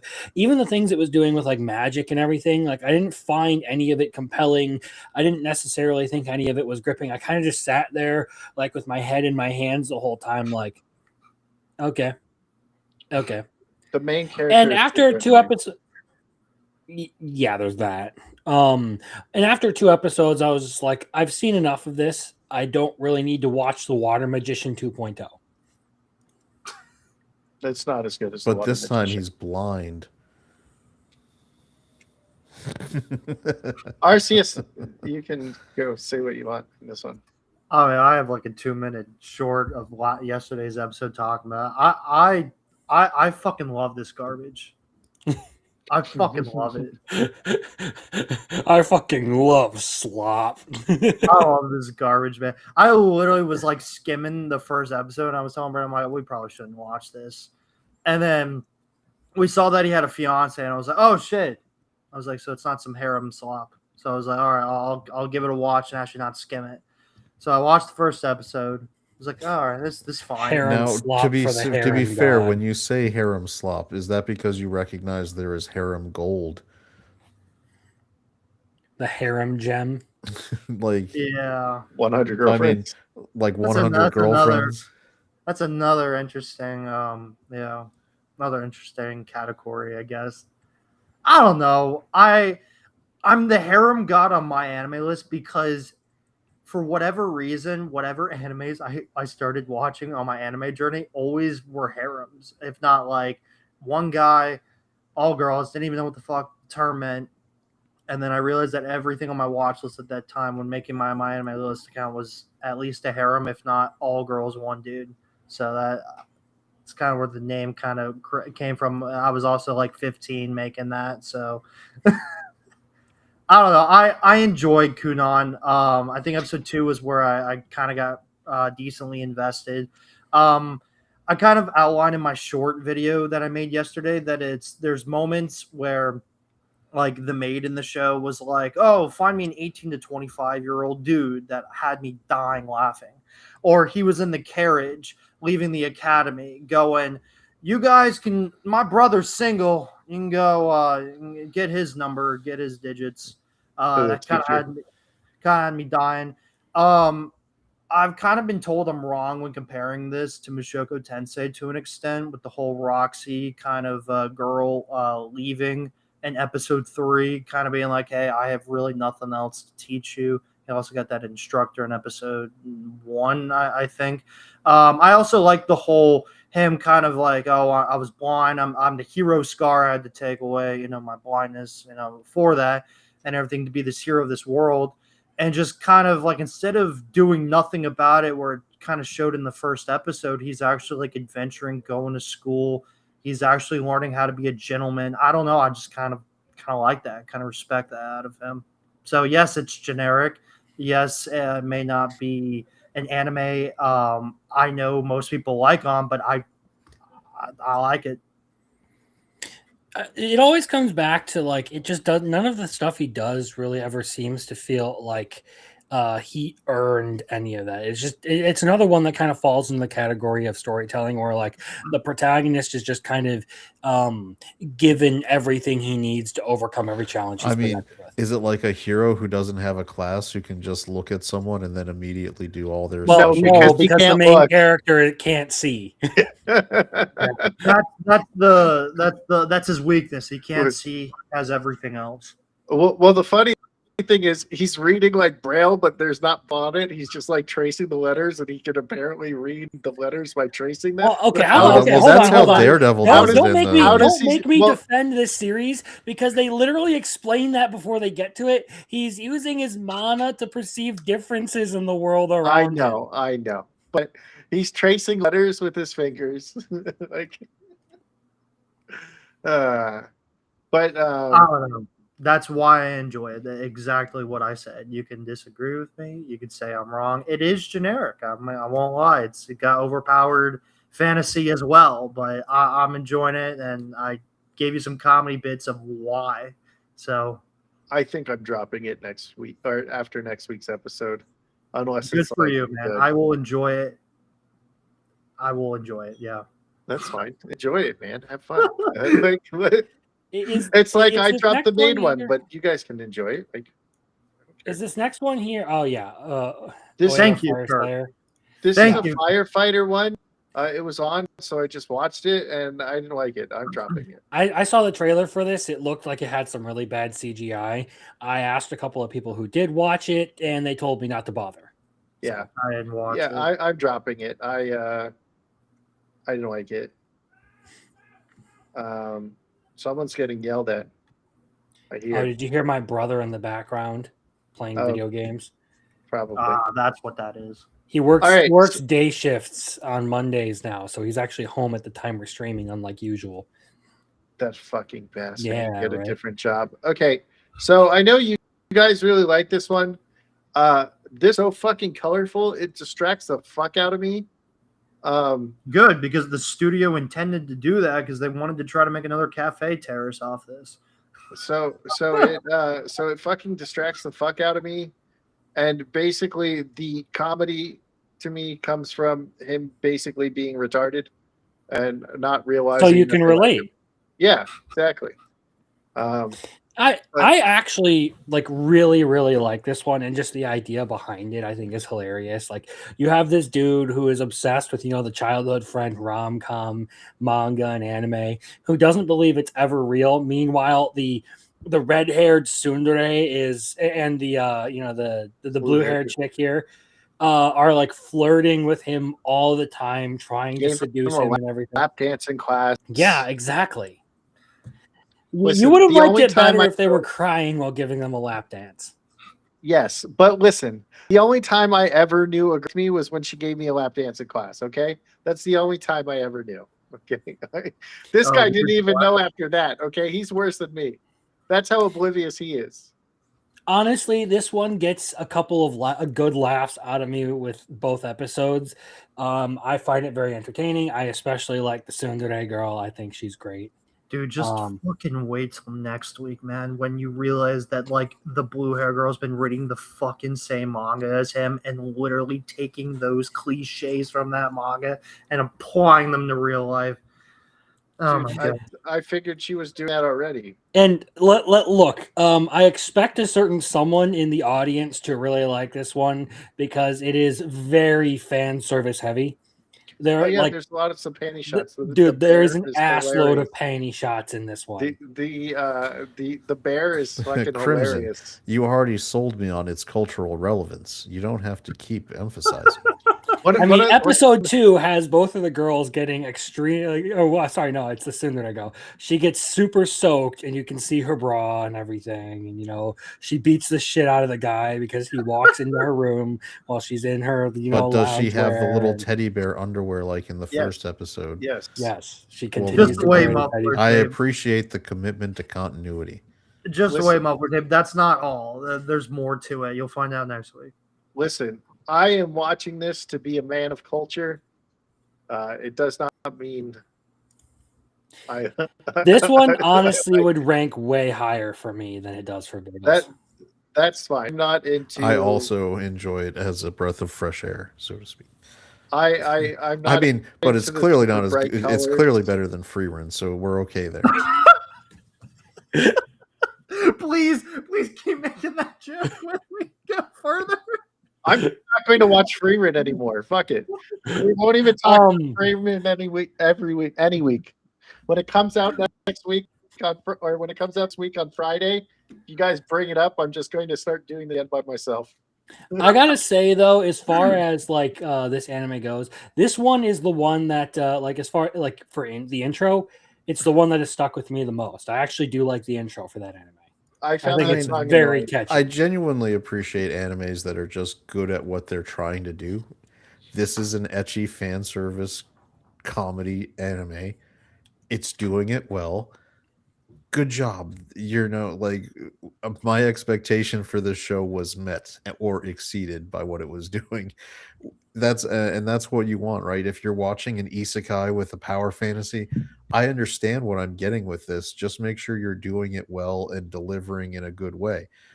I'm refined enough in my anime journey that I recognize what I'm getting by going into certain genres. Sometimes I watch an isekai about a guy who becomes a vending machine, and I'm pleasantly surprised because they actually, went the extra mile and over delivered. So, that's, I think, something that a lot of people working in manga and anime maybe could get better, which is that, look, don't be ashamed of the genre you're working in, enjoy it, right? Over deliver, try to have fun with it, if anime is a broad enough thing where there's different categories. If you're making an ecchi manga that becomes an ecchi anime, have fun. It's supposed to be fun, right? It's not supposed to be something you're ashamed of making. If you're doing an isekai, don't try to be ashamed of the fact that it's an isekai. Try to have fun with it and make it a unique, different way.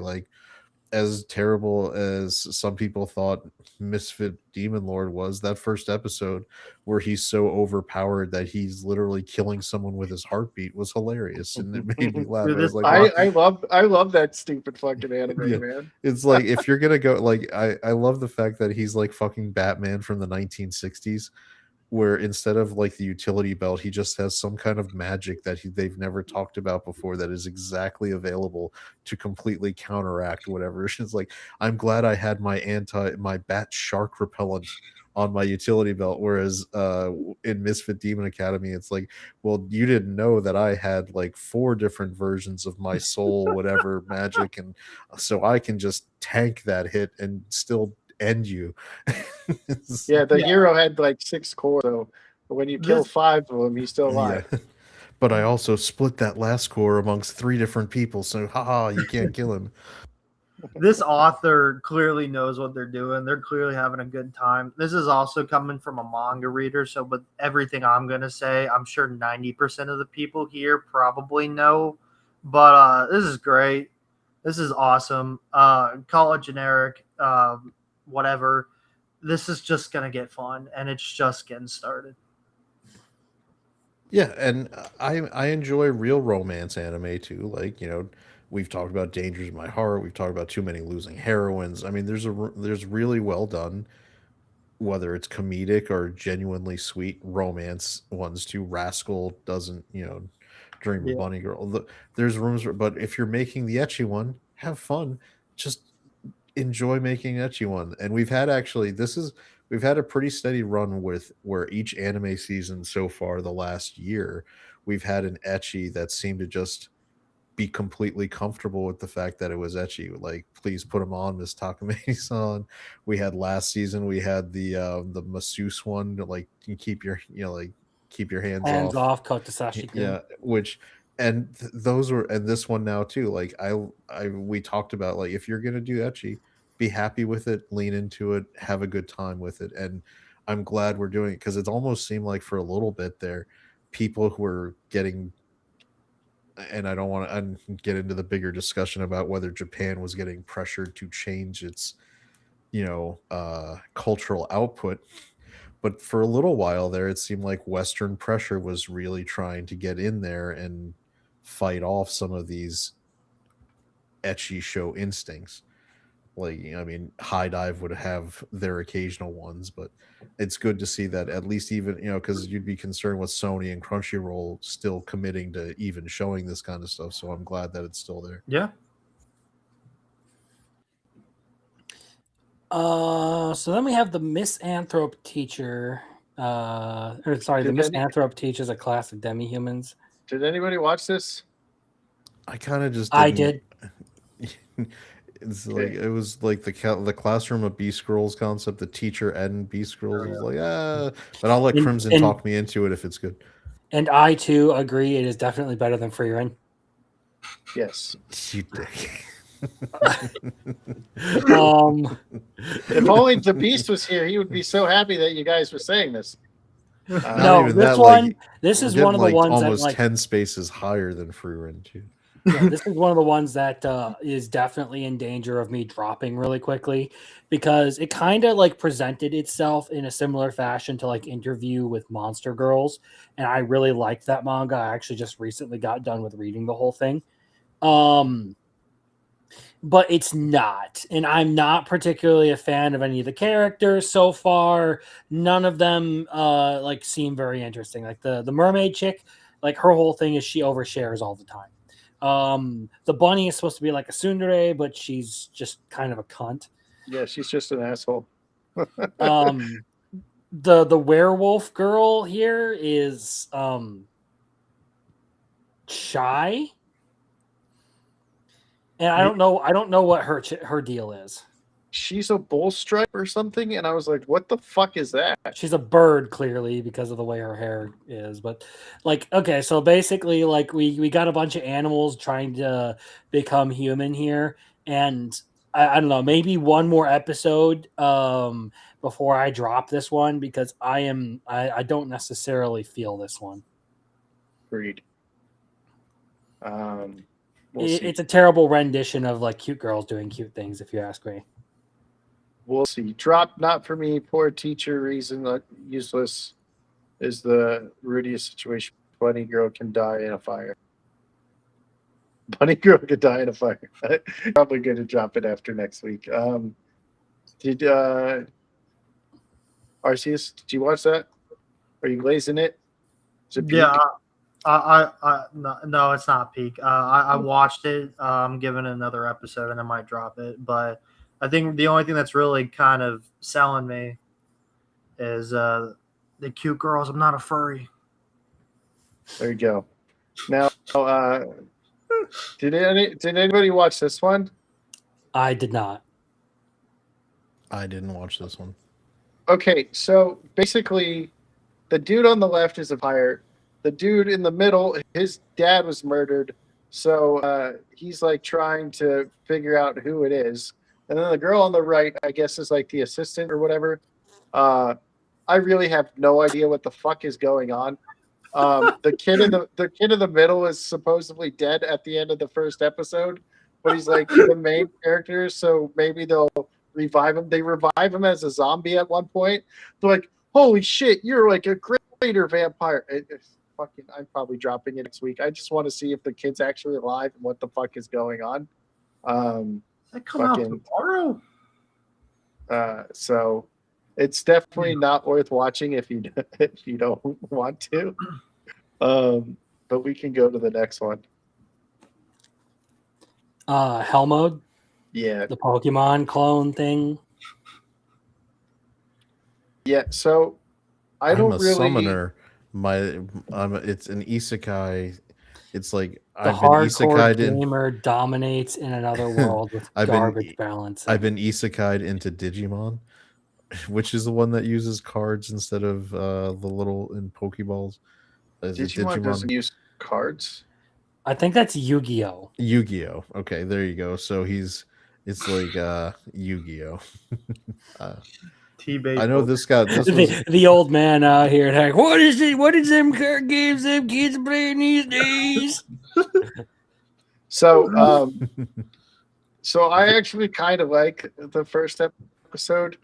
Of course you do. Obviously, Good. obviously not enough to like put it all the way here, but enough to beat Frieren, right? I'll go with the joke now if you guys want, because you guys are fucking retarded.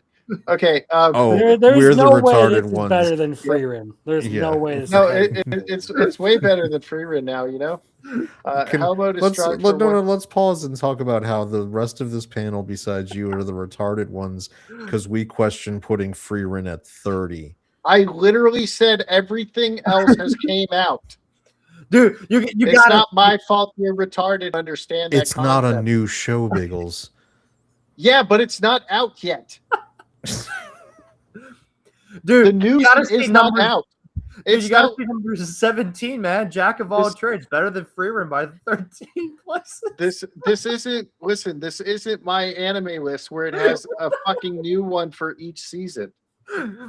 I noticed that Chain Soldier season 2 is 19 spaces higher than Frieren. There you go. That's fine. Uh, It's all right. Pokemon. I didn't get a chance to watch Hellmode yet. I had seen a lot of I'm familiar with the manga. Is the animation good? How is the quality on that? It's all right. Whatever. I saw this and I was like, this looks like some of the most generic shit I would ever watch.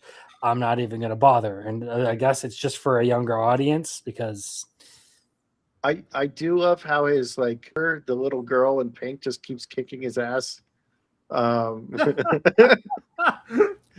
She's a sword saint or something, right? I think is. Did you drop it, Crimson? I didn't She even does touch have- it. Oh, wow. She hasn't done the Awakener thing yet. That's probably like the next episode.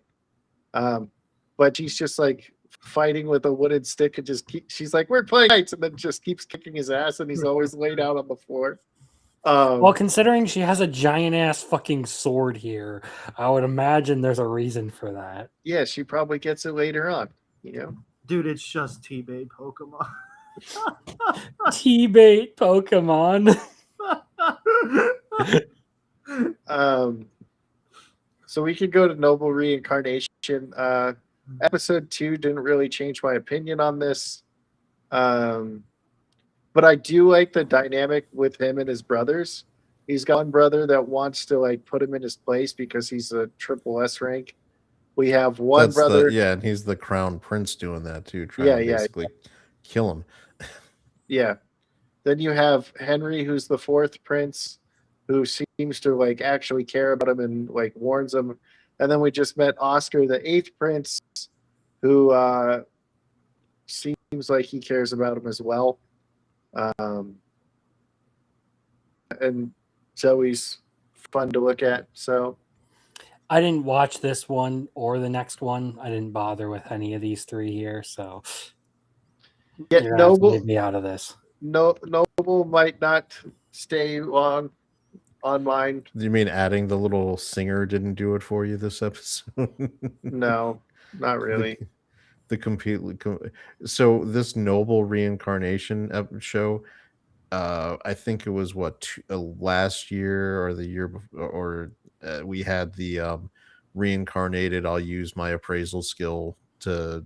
I like one. No, that's what I'm saying. That one is the good version of this story, like where the plot seems to be that he's going to be as a child lord collecting all these people of skill set and good, all this good stuff, because they made a point that his stats jump when he's got somebody on his team.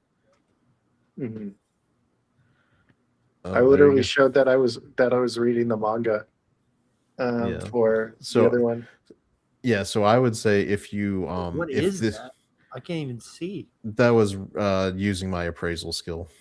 Oh, So if you have an itch for this story, just go watch that anime because this one is not great. okay. Well, see, I have it ranked above Krillin, right? But I'm probably going to do it as well. Okay, so then I have the tower defense. I love tower defense games. And literally it just sets stuff up like he was like a prodigy, and then at what is it, 5 or 6 or whatever, they have their thing, or 8, no, it's at 8 I think, and they Yeah, have and they their, find out he has production magic. which is going to be overpowered as fuck, I but mean, it's the looked way the down dad upon. explained it, yeah, where he's like, "Ha, all you can do is make something that you know how to make." Yeah, which is he's from Japan, so who knows? Maybe he'll get a fucking mech. Maybe This this guy's will be gonna a have fucking mech anime. no, he's gonna have those little trucks driving around, you know, those little like mini pickup trucks just doing work. I'm just gonna go study how to make firearms, just so like if I ever find myself in this situation, I can just arm the entire city Oh, guard with so you're gonna be AR-15s. like Terranetza from May I Ask for One More Thing, just giving people Oh no, guns. not even flintlocks. They're getting AKs. So you're going right to percussion cap and production. Hmm. That's Um, you know you need Yep, a lot of industry to I'm do going that. to break the world by introducing the firearm 3 centuries too early. There is a really fun manhwa, and it's going on for a long time, really, where it's a reincarnation, gets sent to another world, and it's realistic where he's trying to bring all the like stuff he knows about from Japan, but he has to genuinely go through the production process to bring them up to speed. It's almost a lot like the original episodes of Dr. Stone, where it's like, look, I absolutely know how to do this stuff in a modern world, but how do I medieval this shit to be able to get to a capacity?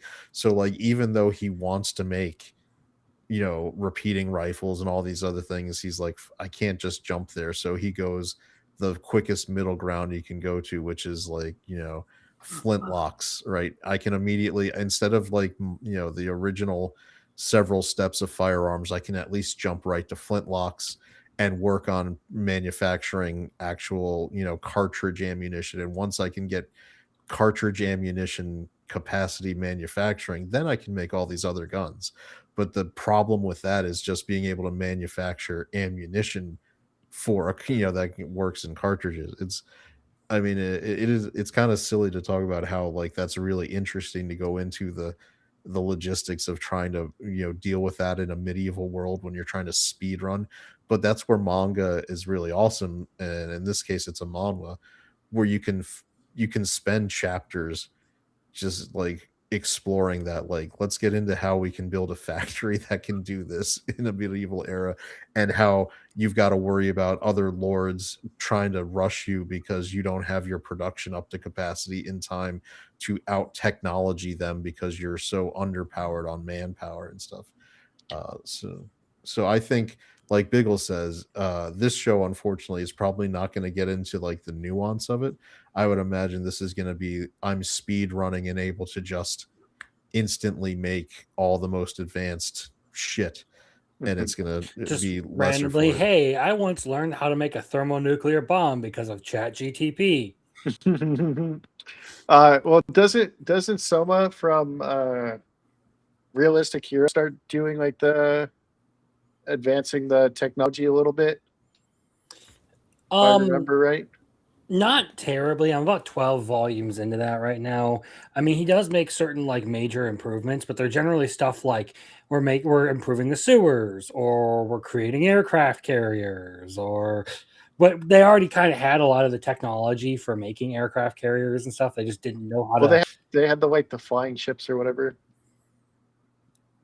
right? Didn't they, when they No, attacked the demon castle in the second part of season 1?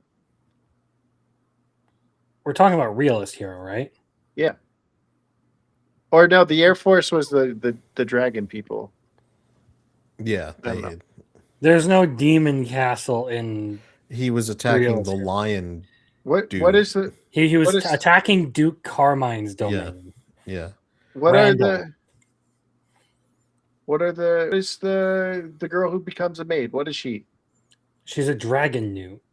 Yeah, that's what I meant. I meant Dragon Cat or the dragon, whatever. Fuck it, I don't even remember By the way, anymore. is and I used to Realist watch it Hero all. a time loop and like story? I don't Yes think and so. no. Yes and no. So the king or the has the power to make them go back in time. So they originally No, she did it- doesn't. She has the ability to send her memories from a certain point back in time. Yeah, so It's not a Kinda. time loop. it's like That's I I trust mean, Crimson on this. so in a lot of so it's more like ReZero where she gets to start over with memories of See, the reason it's Go not a Ghost. time loop is because she's a side character and it only follows the one timeline. Where's Muffler Tape to correct him? He's right here in the chat saying no. I can't it's been so long since I've seen it or since I've like even listened to it.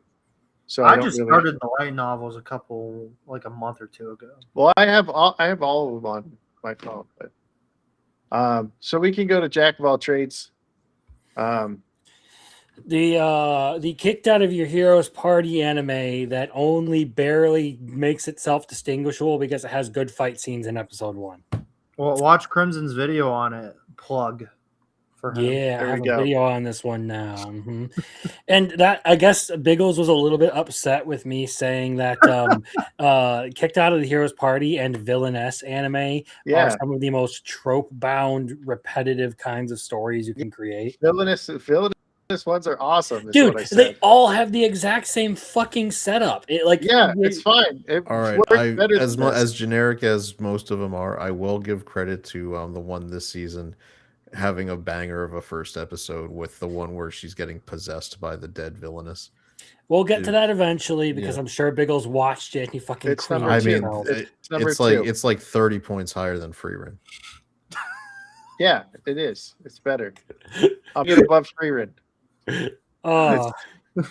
No, but like as far as Jack of all trades goes, there's only so much. Like what I said in the video, effectively was there's only so much you can do with this story. You either have the character retire and do the whole slice of life thing, or you make him super OP and everyone all of a sudden regrets ever kicking him out of the party, and he gets a harem of fucking bitches who all want to be on his dick. And unfortunately, in most cases, it's the power fantasy route with a bunch of bitches who want to be on his dick.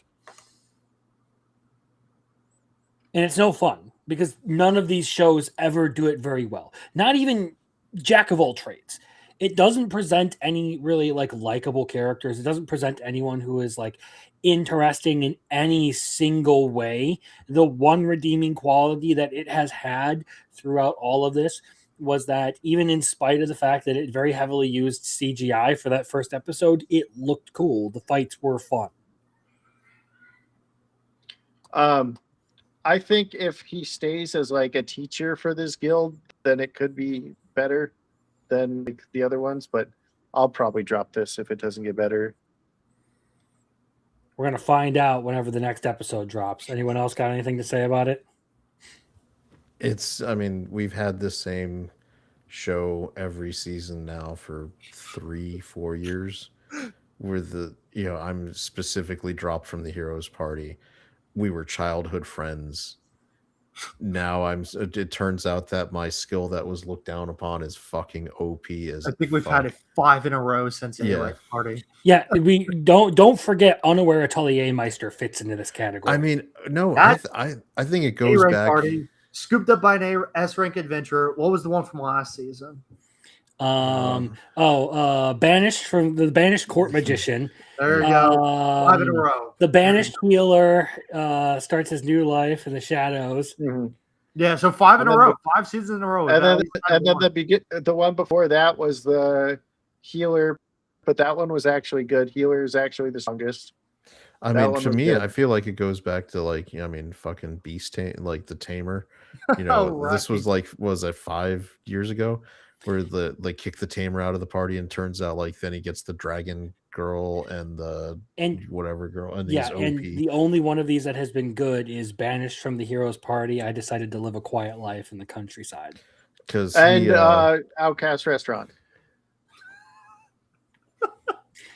that's the one where he ends up getting married, right? And that's the one where he basically retires, and his brocon little sister is the hero, and she starts to go like fucking nuts because he's not around. Meanwhile, he's getting it on with like the 7th princess of a nation he wants help save. with the big boobed, the super big, well endowed. Yeah. Oh, yeah, that one was good. I always appreciate a main character who's willing to get down. Her version of the story, there's a more version of the story. It's better than the main one. Just saying. Oh. So yeah, we've seen this story so many times and so often. It becomes really hard. Like, honestly, I would love to see a story at some point where like the party like just sort of like reluctantly kicks the main character out because he genuinely does suck and he's putting himself in danger trying to keep up with everyone. It would be so much more interesting to see that happen, and then have the guy actually go through like a whole like series long training arc of getting better, and then finally being able to reunite with his party and do something. No, that's not what we get, because it has to fucking cater to everyone who got fired from their job because of a recession, and they need to feel special about themselves because they're fucking depressed in the room, sitting over a ton of fucking garbage.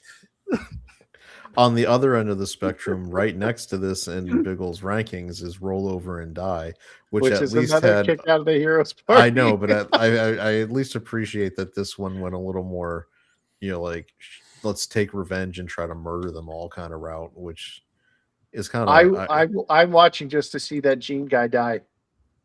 I want to watch him get murdered. Yep. But the thing is with her, it's like her stats were shit because she had reversal. Well, now she grabbed a curse item and now she's got plus 900 to her stats. So, not to mention total healing. Like the sword generally melts and kills you, but when she touches it, it completely heals her. Mm-hmm. I mean, so basically, they were too fucking retarded to figure out how her ability works, and they give. I mean, at least they address this in the show where they give us in story like the total reversal power is a unique one that has never occurred before. So they had no frame of reference for it. She was only put into the hero's party because it was an S ranked skill. But there was no instruction manual, and like nobody could teach her how to use it. Yeah, we have no idea what this does, but we're putting you in the fucking like biggest line of danger possible. Figure it the fuck out. Well, I mean, in the context of it's like the absolute rarest, highest powers. I mean, give them credit. Like these people recognize that on a pure rating level, her skill is a unique S tier, like overpowered skill, based on the rating system. Just nobody knew how to tell her to use it. So they did assume rightly that she should be with the hero's party because this skill is supposedly as god tier as any of the ones that the other heroes have. So she should be in there doing it. But if she can't fucking use it, it doesn't matter. It's retarded. If you can't get someone to use an ability, regardless of how good it is, if they can't use it, they're fucking worthless in that party. You're just putting them at risk. I don't care how you want to argue about it. It's a shitty fucking decision. I didn't like this. Lobotomized decision. Well, guess what? Now she can use it. And she finally figured out what it means. There you go. Now she's going to kill the hero's party. Let's go.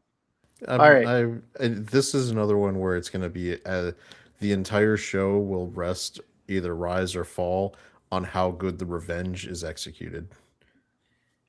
I'm not going to watch it, to be honest. I wasn't even interested when I saw it the first time, so I just skimmed over it. All right. I had no interest in Pikachu Pokemon ripoff Pal World Dragon over there. Well, the 5 out of 10 anime that Biggles is over here hand jiving. It's twice as good as Frieren. Yeah, there you go. It's twice as good as Frieren. That's all that matters. Okay, so I really like this manga, and I was excited for the anime. And all I have to say is there are scenes in the anime where I feel like I'm still reading the manga because it's like still frame and then go. So that's why it's 15. Honestly, the only reason I was watching this is so that I could shit on Biggles more accurately for watching it. There you go. And then I found out because of someone in our like little like Discord that this is made for children, and it all of a sudden made a ton of sense why Biggles loves it. It does. Thank you. But the designs are super generic. The animation does not impress, and the storytelling basically just makes it feel like a worse version of So I'm a Spider or The Time I Got Reincarnated as Slime. There you go. Do you know, like, RCS the time that the reincarnated slime is apparently like so fucking huge in Japan? I can't fathom. Like, I like it. I think it's perfectly okay as an isekai. I mean, it's not my favorite. Mushoku Tensei, ReZero. I mean, those things are the like head and shoulders above ones. But apparently in Japan, that thing is a fucking cultural phenomenon because the last light novel finally came out for the main storyline, and it's just fucking gigantic. I just don't like it. Boggles my It's mind. super shonen, so it probably appeals to a lot of normies. well, people in Japan also like Rent a Girlfriend, so Mhm. there you go. Mm. So I don't know. any Have we heard? Are they okay with it now that the mangaka has drawn himself in, and suddenly girls are essaying I him I in the have not pages heard of? anything about Rent a Girlfriend for like the past 5 weeks, and that almost scares me. I think. Well, the last one was when the one girl basically jumped him. Right? Was the last time Rent a Girlfriend It's gone made worse. waves? I think it's been like 3 girls since. So has anybody watched Gum of the Brave? I have. What do you think, Kristen? I really like it, but it makes sense because I also really liked Sentenced to Be a Hero, and apparently same creator. Oh, awesome. So I want to see a little bit more of Scum of the Brave right now. See, I really like the sort of like hard ass main characters like we got out of this guy. I find that kind of character very entertaining. He seems like someone who will actually sort of like back up all of the bravado that he showed in this first episode. Gonna see how that goes. But I thought they did a pretty good job with this one. Not necessarily a great time to be airing 2 series with very similar ideas by the same creator. Polar Opposites is the mangaka's other work is airing next season. It's interesting to see a lot of this happen more. Yeah, but like just the idea behind this, I enjoy it. I got a good kick out of the characters and everything, and I do have my problems with like the whole like magic and dark lords thing that they're doing with like the Yakuza stuff. I think it would be more interesting if they just like treated them as like super powered crime lords rather than demon lords. But that's just me. Yeah, there's not enough in the first episode for me to rank it higher right now. Oh, also another point is they were all getting ready to play Magic the Gathering there, and that because I'm a fan of Magic the Gathering, bonus points, I guess. Magic sucks. Nah, you suck. Nah, dude, I play Dragon like Hatchling 20. sucks. I play Villainous like 20. shows suck. No, get the fuck out of here, Crimson. All right, so this next one, so it has like 2 different names apparently.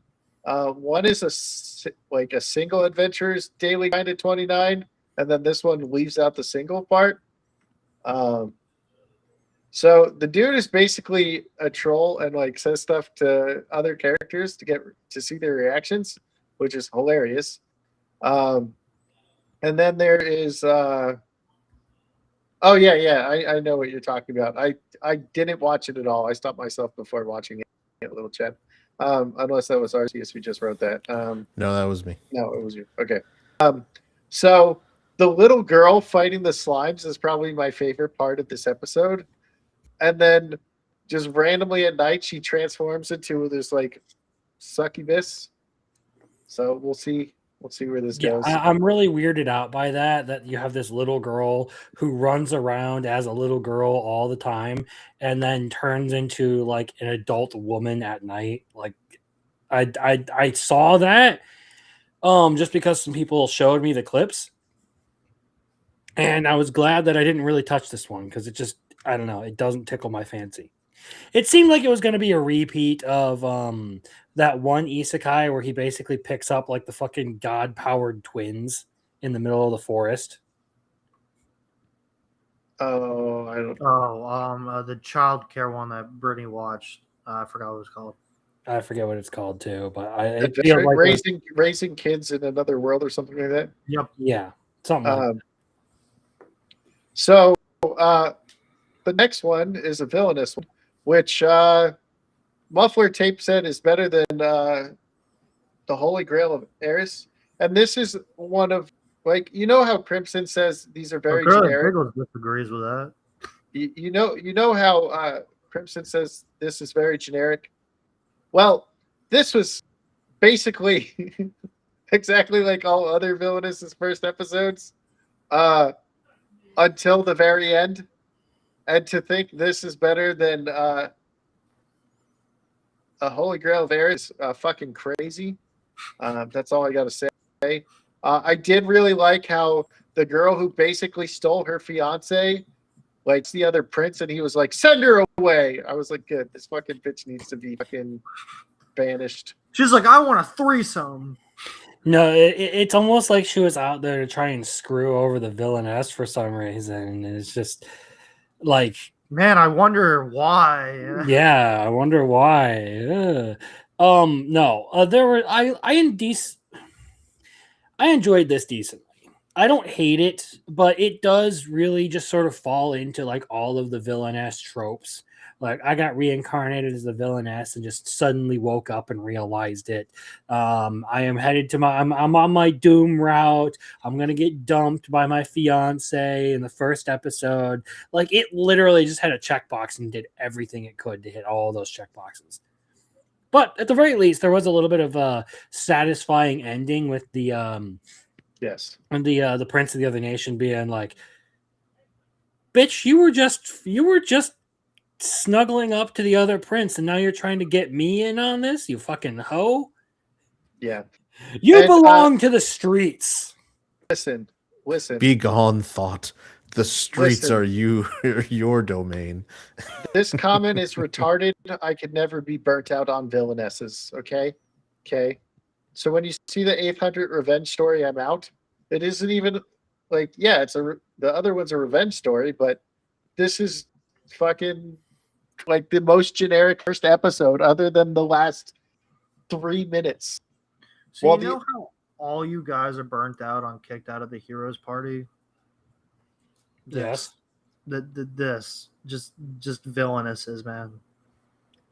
No, that's why I said when it comes to repetitiveness fantastic. and like the tropes that they all follow, Villainess and Kicked Out of the Heroes Party are in stiff competition for. Yeah, that's just the why it's repetitiveness. really got to have something that hooks me to make me want, like, that's why Grail of Eris is the villainous show I would like to watch this season, because that initial opening, executing, It's literally the best. It's Yeah, the best and- first episode in all villainous shows. and I was like, literally thinking the mermaid one when you said Monster Meat, so I was confused a second, but I know what No, you mean. Monster Meat's the one with Melfi, the redhead. you're qualifying. I mean, I guess technically Monster Meat is what Biggles wants. In his I know, mouth. but I think I would qualify that one as way more just general romance than villainous. But Well, Yeah. she's called the vicious villainess, so that's why people would put her as a villainess. I just the only requirement is anyone to call her a villainous in the show, and then she goes into that category. It's villainous as a trope is a little more. Yeah, I know. Specific. That's why I didn't. Yeah. That's why best Yeah. villainous category. Yep. Now, Chain Soldier, on the other hand, delivered exactly what I expected from Chain Soldier. So good for that. It kept up its work. So this episode basically like reintroduced you to every single character that you'll need to know. Basically, introduce you to what the main character does for everybody, being the bitch at the house. Well, basically, like doing their laundry and all that, and then it sets up the next this season at the very end. I mean, we're leaving out some important introductions that we got. We expanded our roster. That's the setting. The next one. I know, but I mean, I think it's always worth noting when you get a high quality MILF entry into a show like this. I mean, we've gotten basically the Hahari of Chained Soldier has now been introduced. Yeah, the girls' mom. She's the commander of one of the armies, right? She's the commander of one of the regiments. I literally binged watched it right after the new episode came out. The whole season. I decided that I was probably just gonna binge this one after season 2 comes out because I didn't feel like catching up. But honestly, from what I watched of season 1 back when it aired, I prefer the manga for this one. I could understand that. I'm assuming there's. I mean, they're bigger titties. Involved. They're bigger titties in the manga. Also, there's less CGI in the manga. There you go. I think the studio cleaned it up. I don't think there's CGI this time since it's a different studio. Yeah, I mean, I just thought it ended up looking awkward. Nothing can touch the quality CGI that you get in something like Failure Frame. I mean, compared to that. Do I need to rant about the fucking horse again? Do I need to rant about the fucking horse again? I just use it because it's the perfect example of like god awful CGI in anime. No, god awful CGI would be Demon Lord Retry with its poop monster. There you go. All right. Ari Ferretta. The final episode of Ari Ferretta is horrendous. Let's try to run some of these. The daily life. Go to bed. Crimson gave it a 3. Failure frame.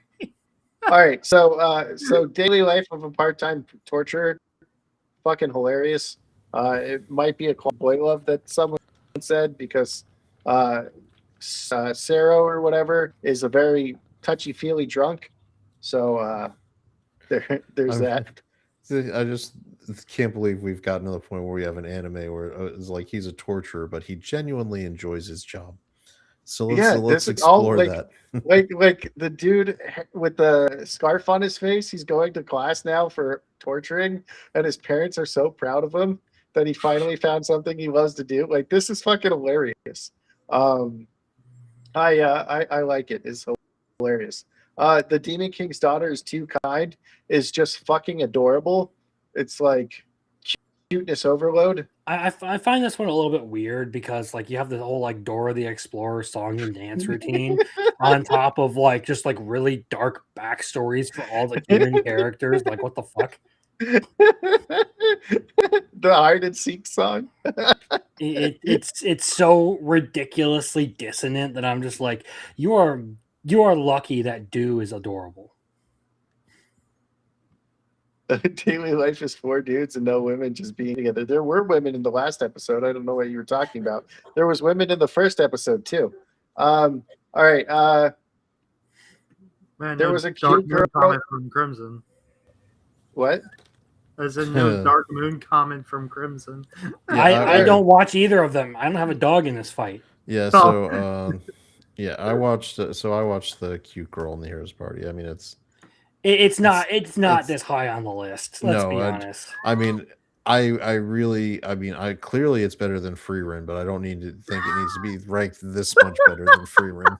Listen, Frieren is not even ranked, so shut the fuck up already. But I like this one. I think it's fun. Dude, I'm over here looking at.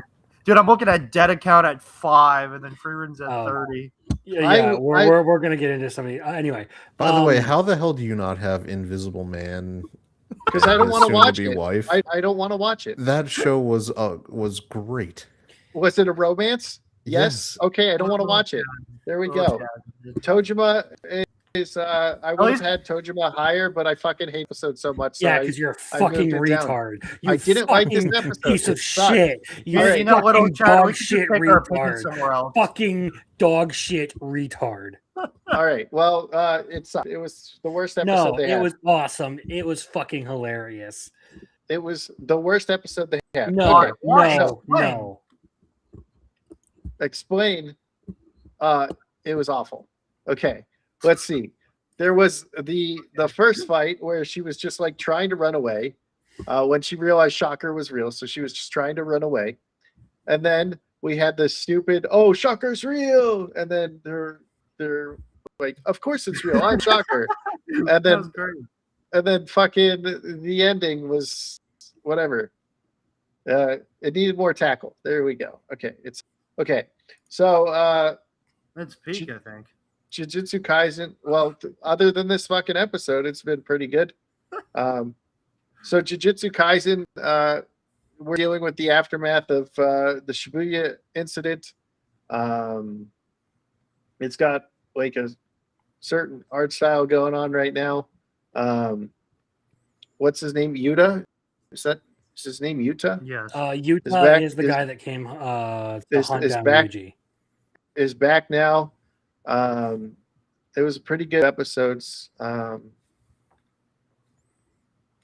So what did you guys, I know you don't like, one of you doesn't like Dead Account. I thought it was interesting. It's something I've never seen before. So my thoughts on it are as complex as I really liked that, like, they set up this whole thing with his sister. I thought it was a really good emotional hook for the first episode, but their entire power system threatens to make me not want to watch this because it's fucking retarded. I still don't understand the power system. Dude, okay. I'm sitting there like, yeah, okay, like you got this great like thing going, like you were trying your best to try and save your sister. She died, and now you're kind of like dealing with the aftermath of like basically turning yourself into one of the Paul brothers. Johnny Somali. And like the only thing that's like even keeping you like remotely together is this conversation that you're having with your dead sister. And it's going great, everything's going well, and all of a sudden this dude is like, behold my ban hammer of civility. I was like, what fucking what? What did you just call that shit? I digitized my spiritual power. Fucking what? You all need your fucking cell phones in order to activate your powers? Okay. Fuck off. Like, it was good storytelling right up until it all started requiring cell phones and the digital world and everything. I was like, okay, the last 2 minutes of the episode. Yeah, pretty much. Vigilantes is back. Man, you're not letting anyone else get any words in here. Does anybody want to talk it? Have you seen them? We're 17 minutes over. I had stuff to say since like Dragon. Go for it. Go. I don't like Dead Account. I think it's retarded.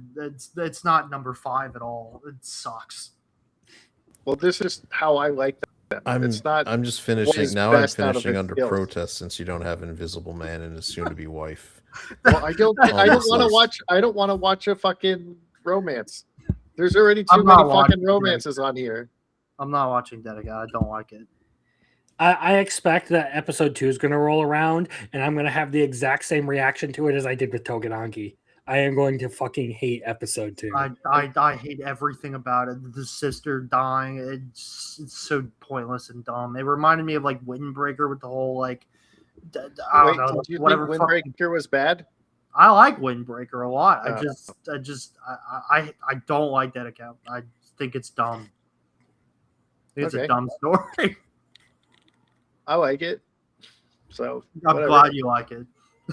So okay, Vigilantes. Fat Gum is back. I did not like how that girl just kept calling Fat Gum fat guy. It's like, what the fuck? No, Fat Man. Fat Man. Sorry, Fat Man. I think it's hilarious because Fat Man is one of the bombs that was dropped on Japan.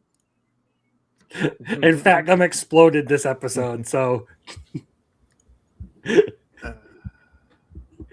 think it's good. I I have really enjoyed Vigilantes, and I'm still sitting here feeling terribly sorry for Pop Step because she's dealing with this massive crush on the most oblivious dude in the world. I know, right? Like she is head over heels for this guy, and he doesn't know fucking shit. She's like, I want to thank you, and then he's just snoring over there. He's over there having a nice dream. Like that was too much to eat. Fucking Koichi. I And like how. Oh, go ahead. I was gonna say one of the things though that I'm kind of sad for is it kind of looks like we're not gonna get much Knuckle Duster in here in this season, and he's one of my favorite characters in this show. So like, fuck me, I guess. He's trash bag Batman. Yeah, his quirk is to just spawn random trash to land on. That's what I think it is. But I like how they give the police officer like his sister's card, be like, "This is how you reach us." Mhm. That was interesting. A lot of people on Twitter are actually like really hating on this episode because apparently they didn't explain the dude's time overclock quirk ability well. I don't know. I don't read the manga, so I don't know what people are talking about. What are your thoughts? Did people think it wasn't explained well? I mean, I thought it was pretty self-evident. It's basically either, I mean, you can explain it to one of two ways. Either he has the ability to slow everything around him down and make himself seem faster, or he just slows his own. Well, no, he actually does have speed or whatever. So it would have to be. It's basically just like a dilation of time or whatever. I didn't care. The former. The fact that so many fans need their quirks explained to them, like they did the fucking scissor girl, whatever, the crab girl with the. Oh, right. If they sometimes they'll fucking speed food it to you, and if you need that for every single quirk, then maybe you shouldn't watch this show. Maybe the show isn't for you.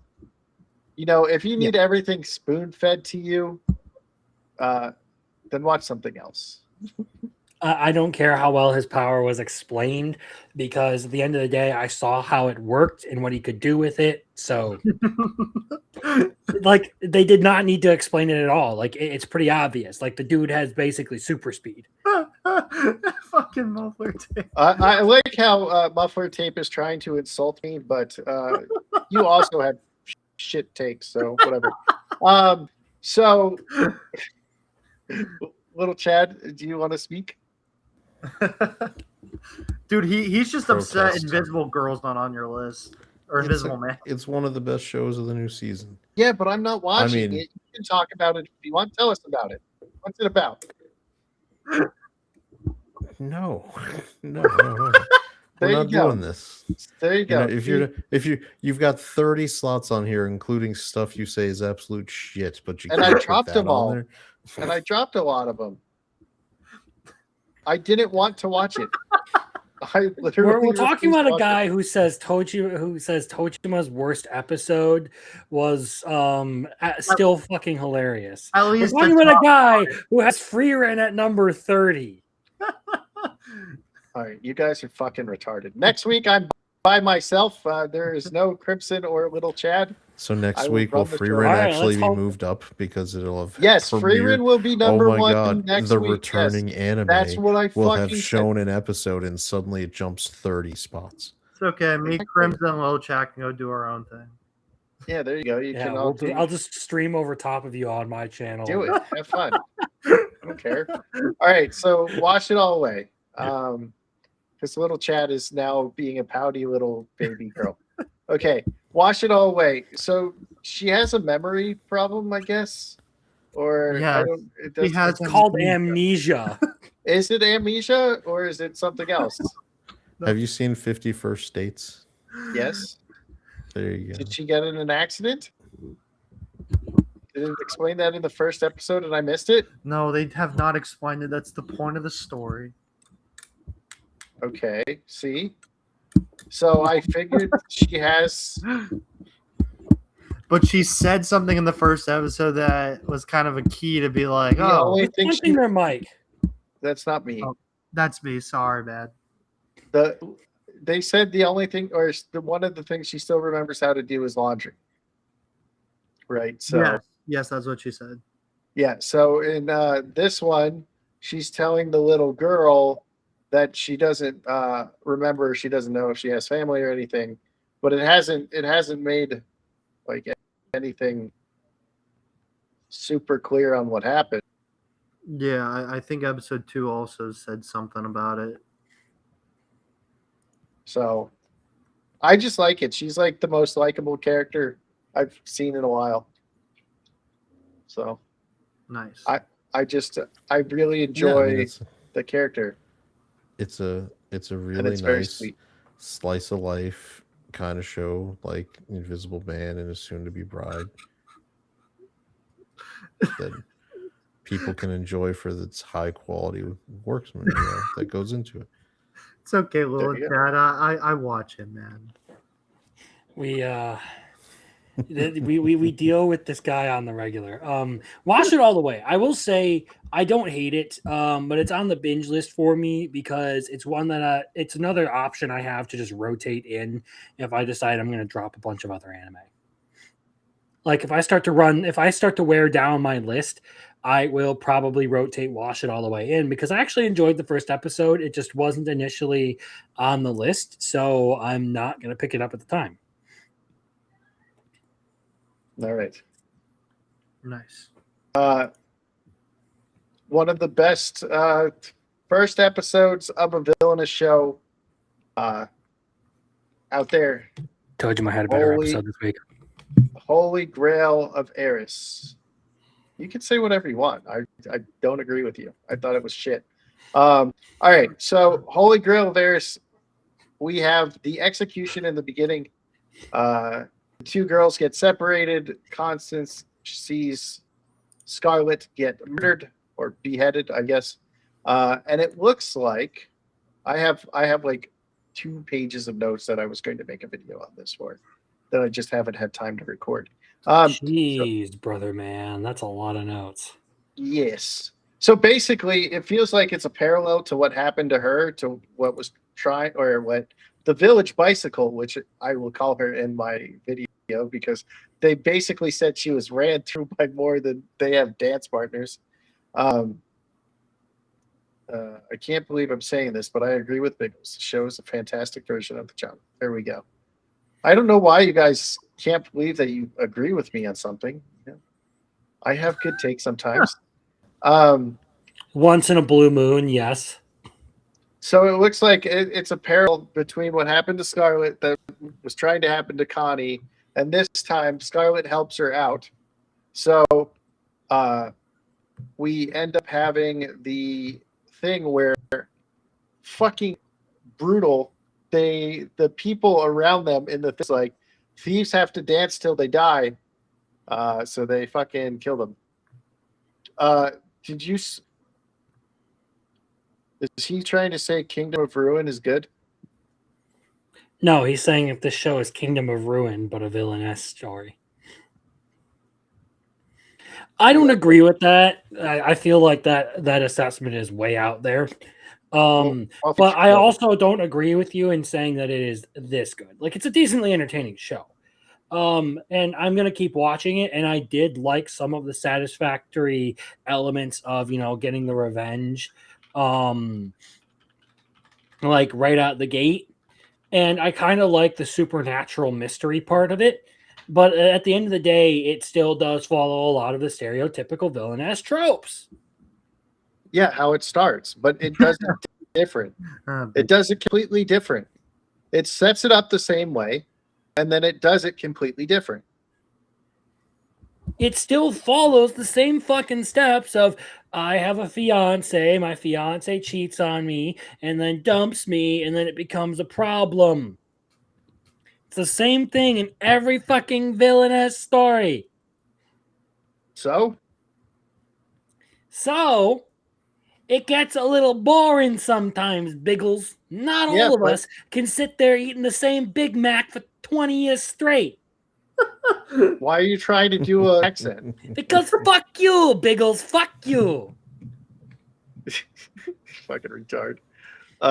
No, I haven't seen the first. I haven't seen Sun, so have it. People are have a actually season two. complaining. People are complaining that Hell's Paradise isn't going to want traction this season, and I'm like looking at you like I'm not really like. Why are you shocked? It's never really. Season one is 24 episodes. I'm going to No, it's binge 20. not. Or that's what it said on the thing when I was looking at it. Unless it's 13. saying, okay, then I was looking at something that has this with this season added as well. Maybe that's what it was. The and I was first like, well, season- So I was like, I'm not going to watch these fucking episodes and then fucking sit on my ass waiting each week for something that Well, like I never. I will save all of my Hell's Paradise discussion for Saturday. So Yeah, if you want Hell's Paradise, go to Crimson on Saturday. Cool. I think I'm gonna be there. yeah, There you go. Have fun. hopefully. But yeah. I should. As far as this goes, like the villainess genre is basically just Biggles' favorite thing. I don't hate it after a couple of good entries and everything, but I don't see it as like the gold standard for storytelling like this guy does. Yeah, whatever. That's fine. I like it. I like the characters. I like how they do it. This one's different. I mean, it starts off the same, but it's different. It's been set up because Connie's not the villainess. Okay, Scarlet is. What? Yes, they can see you. Hello. Okay. No, we can't actually because you're lagging so badly. Okay. Well. All right. Let's go to Sentence to Be a Hero. I'll let you guys talk. Go. Excellent animation, great opening double episode. Mm-hmm. Just enough lore revealed at the end to keep me from feeling like it didn't, that it actually, progressed some of the story about the betrayal and what was going on in his backstory so that I didn't feel like it was too generic. I actually got enough to feel invested. So good. I understand why they wanted to just kind of do action to keep, keep everybody in since it was the first episode. So it was unique that they gave the betrayal, drop in the last 3 minutes of the double episode after the end credits had kind of aired. Yeah, I really like this first episode, although it remains to be seen how the story is actually going to go from here on out. I also have heard that the main character, Xylo, is portrayed in a different light than in the light novels. Apparently, in the light novels, he's much more apologetic. He's not so aggressive and cynical. That makes so much sense. I mean, I like his character in this anime, but it does sound a lot more interesting to have him, given the revenge thing and everything that he's been through.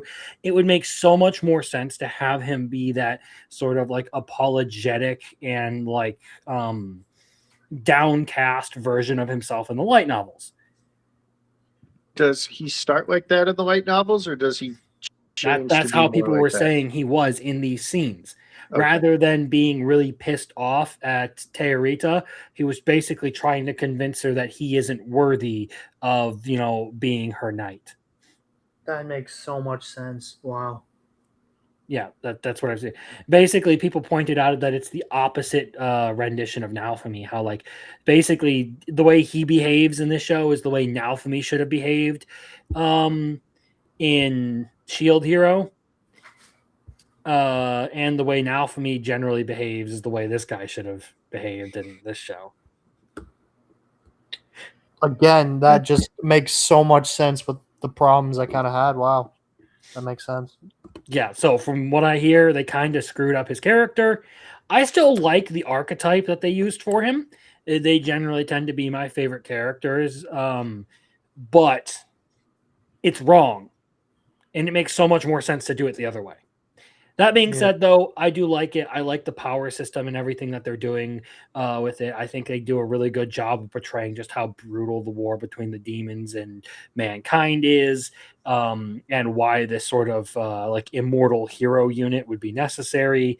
I like Xylo's fighting style. and just sort of the general archetypes of the characters. I thought it was a fantastic opening to the winter season. I agree. I really like this one. Mhm. The only person who annoys me is the little thief kid. But his thievery came in clutch Dota. a couple of times. Yeah. And it was really funny because we were joking around in the Discord about how it would be really funny if he got turned into a hero, not for any like egregious crime, but because he just had tons and tons of accounts of petty thievery, and that's exactly how it happened. I think that's how He it has got 1,000 counts of petty thievery. That's why he ended up becoming a hero. Yeah, I think it's because he just kept stealing shit. Mhm. They're like, you know what, you're being punished. But yeah, Arceus, you got anything to say? I and I think I'm just a bit more shocked after hearing what people were saying about the light novels because I watched this twice. People apparently didn't like the dub that I was talking to about, so I tried it subbed after, and I thought it was a lot better. With the sub, I think just the dub was a little bit cringy to me. Like sound like Andrazi over here, aren't I? I don't know. It's cool. It's got good art, got good animation. I just am looking forward to more and where the story's gonna go. Yeah. I definitely want to see more of it. They didn't really give us a ton to work with. But I did like the action. I do like some of the things they've set up for it. So we'll see where it goes. Yeah. Little Chad. I mean, I'm kind of trying to take in now what I've learned from what Crimson was saying about the differences because I was an anime only for the experience. So I don't know. It now just I makes kind of so much more sense now now. I kind of feel like I was a little robbed because I think the other characterization would have come off better, but it was still Yeah. good. Um, thanks for doing that. Thanks for ruining everything, Crimson. No, but I mean, I'm here to again, ruin everyone's fun, man. but the thing is, I'd rather be prepared early if they're going to have issues with characterization. When I thought the first one, because the first one was, like I said, it was very good action to begin with, and I appreciated the plot element at the end, so that it kept me invested. But I can see that if they are going to kind of screw up the character, like it's going to be very, you got to get the main character, your protagonist has to get developed very well for this to hold up because it's all on him. It look like this, he's carrying the whole show. There's not, I think the side characters aren't going to be highlighted enough to really be one of those ensembles, where the anime has plenty of people that are involved in the story. So if the protagonist is a little weaker, so I'm a little more concerned now because if they're screwing up the protagonist, that could be a red flag. Mhm. So that So, gets us through all of your anime, Biggles. so what's the etchy we got to do next week? Good question. What is the What level of etchy? etchy are you looking for? I don't know. What Do we want grandma Crimson would- Rages another week kind of etchy, or do we want something that's actually good? I mean, something fun to watch. If I have to watch it, The world's in know. harem. no, that's a hentai. No, That's not- it's fucking technically an etchy. etchy. It's an etchy. Eh. Damn, Well, I there's would a love hentai to- version. You can find a lot of etchy on hentai sites, but they're still etchy anime. Yeah. Whatever you say. It's a guilty pleasure for me. I don't expect people to like it, but I enjoyed it when it released. I love seeing people lose their shit over it all 11 weeks. I mean, that's right up there with what was it, Labyrinth Harem or whatever it was called. I haven't seen that one, but I hear a lot of people talk about it. Slave Yeah. harem in the labyrinth of another world. Yeah. excellent character designs. Yeah. All right. Let's see. I mean, if we're all right, we're talking goofy, etchy. That's actually good. By the way, I still think the fact that we had to shame Biggles into watching 100 Girlfriends is also a good one. A good Let's see, do I example. have any etchy on my list right now that I can suggest? My Girlfriend is a show bitch. That would be interesting. Because she's got I mean, I forget who does the voiceover. I would What say is the that show one. bitch? Well, I don't. It's the characterization was that she was kind of like an ice cold, you know, non-expressive, non-human kind of person. The lead actress is Caitlin Barr. Does that do anything for you? I'll see her in like 2 weeks. Is that one of the ones you like, Biggles? Not really, Oh, but she is the voice actor for Mina. But I'm not real. I don't really give a shit about Mina. the lead actors on the dub are Caitlin Barr, Christina Kelly, and Amber Lee Connors. Let's see. Can I find etchy, explicit genre. Piece of shit and be like, Biggles, you invited me on here. I'm gonna recommend it. I'm joking. My Also, First Girlfriend is a gal. High School of the Sure. Dead. I haven't seen that one. Ooh, you haven't seen High School of the Dead? Okay, we're doing I that have one. not. You That's haven't it. ever watched the greatest We're boob physics we're doing High School of the ever Dead, used? and then Okay, we there it also is. have to do the Drifter one, so you get to watch the movie too. The Which one's OVA. Okay. Drifter? So the first episode of my anime sports series is out. It is on Ken Oh, Keijo. Keijo. Yeah, sorry. It is on. So on we Keijo. are hold on. We are doing High School of the Dead. Yes. Mhm. Okay. I think is that one on High Dive still. It don't matter. You can find it other places. I'm Biggles apparently doesn't know how to surf those seas. No, I think it's still on High Dive, and I do know how to do it, but it doesn't mean I do it. And I think it's on Crunchyroll now too. But so I did that. We got some suggestions, and one of them I looked up, and everybody was like, "This is a boy love." So whoever suggested that, I'm not going to be watching that sports anime. But I think I'll do Try Night. I think is about rugby, and it's only 12 episodes. They also suggested that I should watch like the 100+ episode.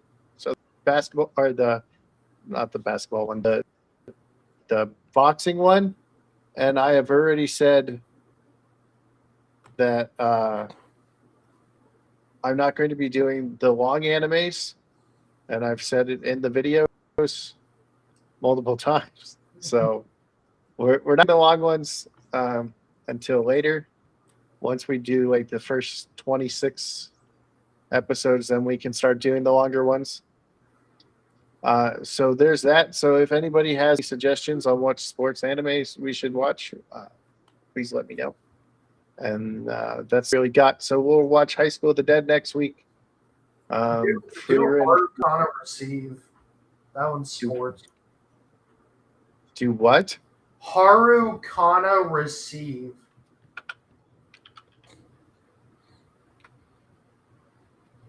Volleyball. Oh yeah, I have that on my list. That's eventually going to be one. Okay. Yeah. But we could keep it up with this like the fucking girls sports right now. Yeah, I understand volleyball, so I can do a better is this realistic compared to Keijo, where I was like, it's funny. I would definitely. is this a, no, it is not realistic because I can't, or girls can't move their ass like that. It's impossible. All right. So that's everything I got. Do you guys want to plug anything, say anything before you guys leave? Crimson News Network on Wednesday, Friday. I'm going to be talking about Love Chunivi on Other Delusions in my video, and then Saturday, of course, my usual live streams. There you go.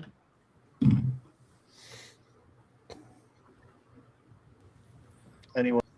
Yeah, I'm pretty good.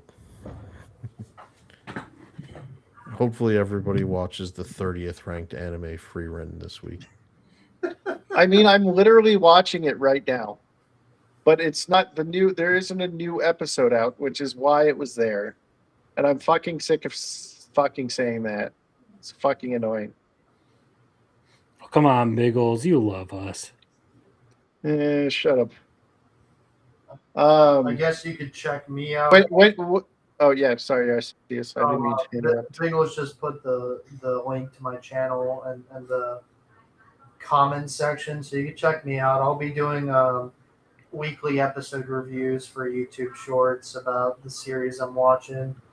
There's like 30, so check that out. I'm also on Twitter, same name.